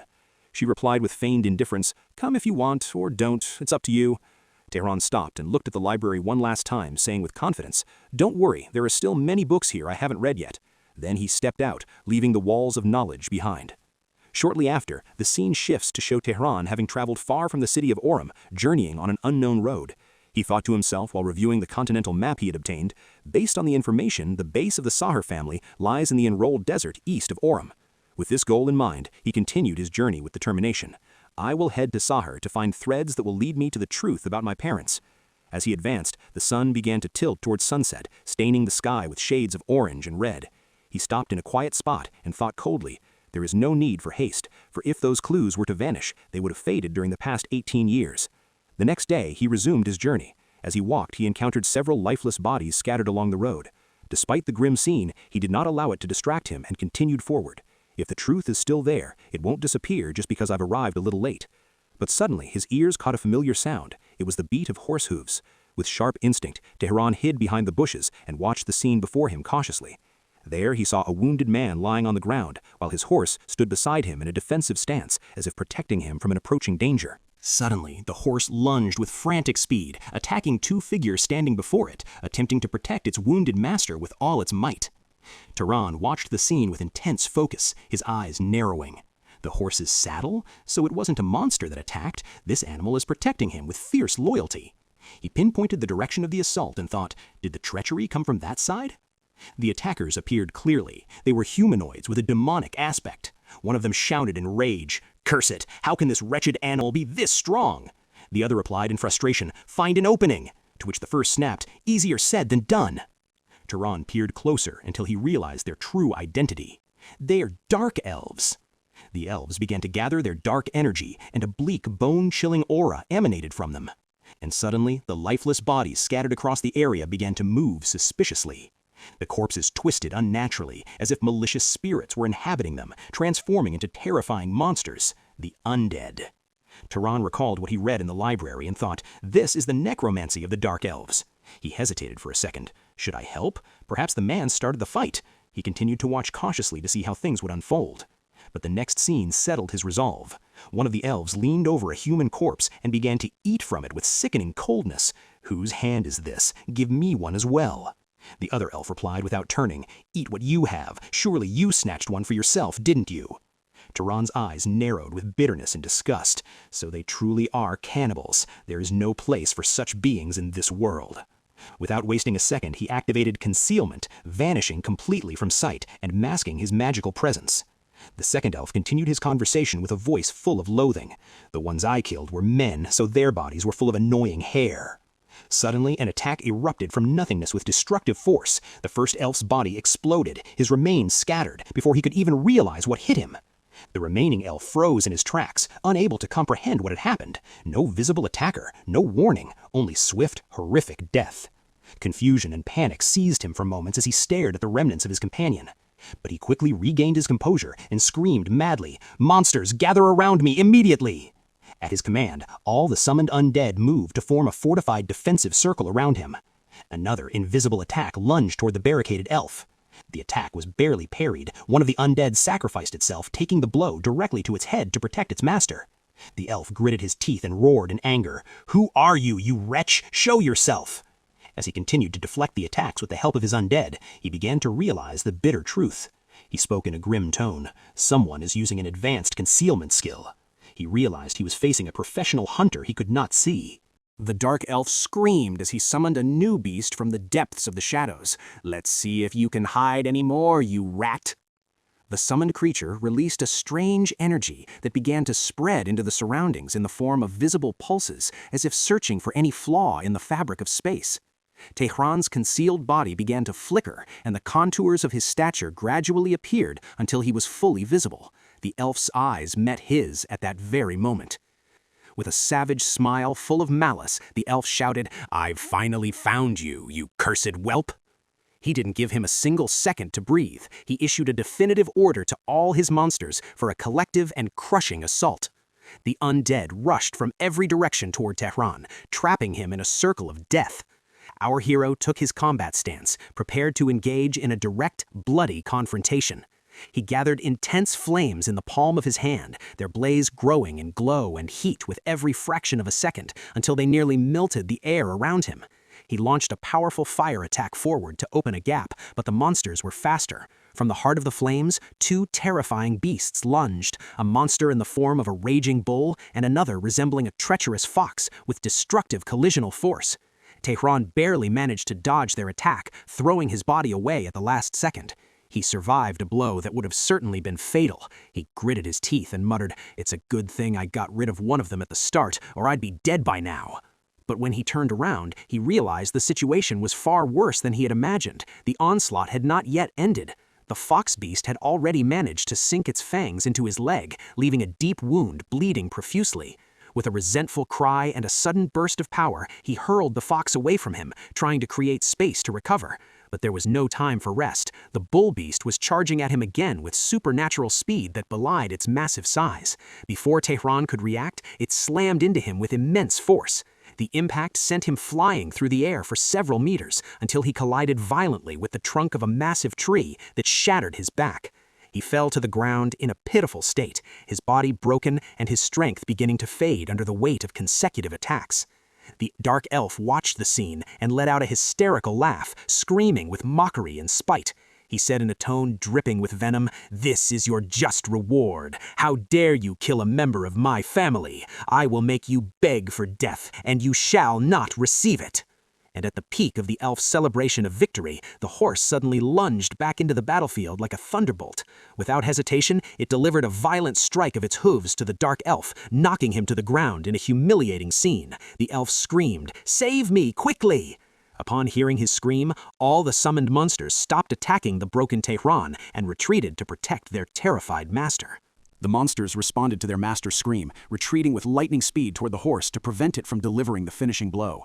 The dark elf seethed with rage, veins popping in his face as he screamed madly, "How dare you, you animal, insult me! I will tear you to pieces!" Before he could cast his next incantation, a surprise attack erupted from a blind spot, shielded behind a barrage of stones charged with immense energy. The attack struck its target with pinpoint precision, and the dark elf met his end instantly, his blood-stained breath ceasing forever. With his death, the flow of dark mana that had been animating the dead was severed. All the summoned monsters collapsed and vanished into the air like smoke, leaving a desolate and bone-chilling silence over the battlefield.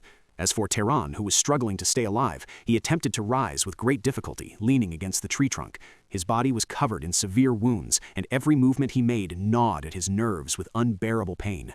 Panting with ragged breaths, he muttered weakly and mockingly, "I truly thought I was going to die this time." The horse saw him in that state, approached with calm steps, and placed its head near him. Turan extended his hand and stroked it gently.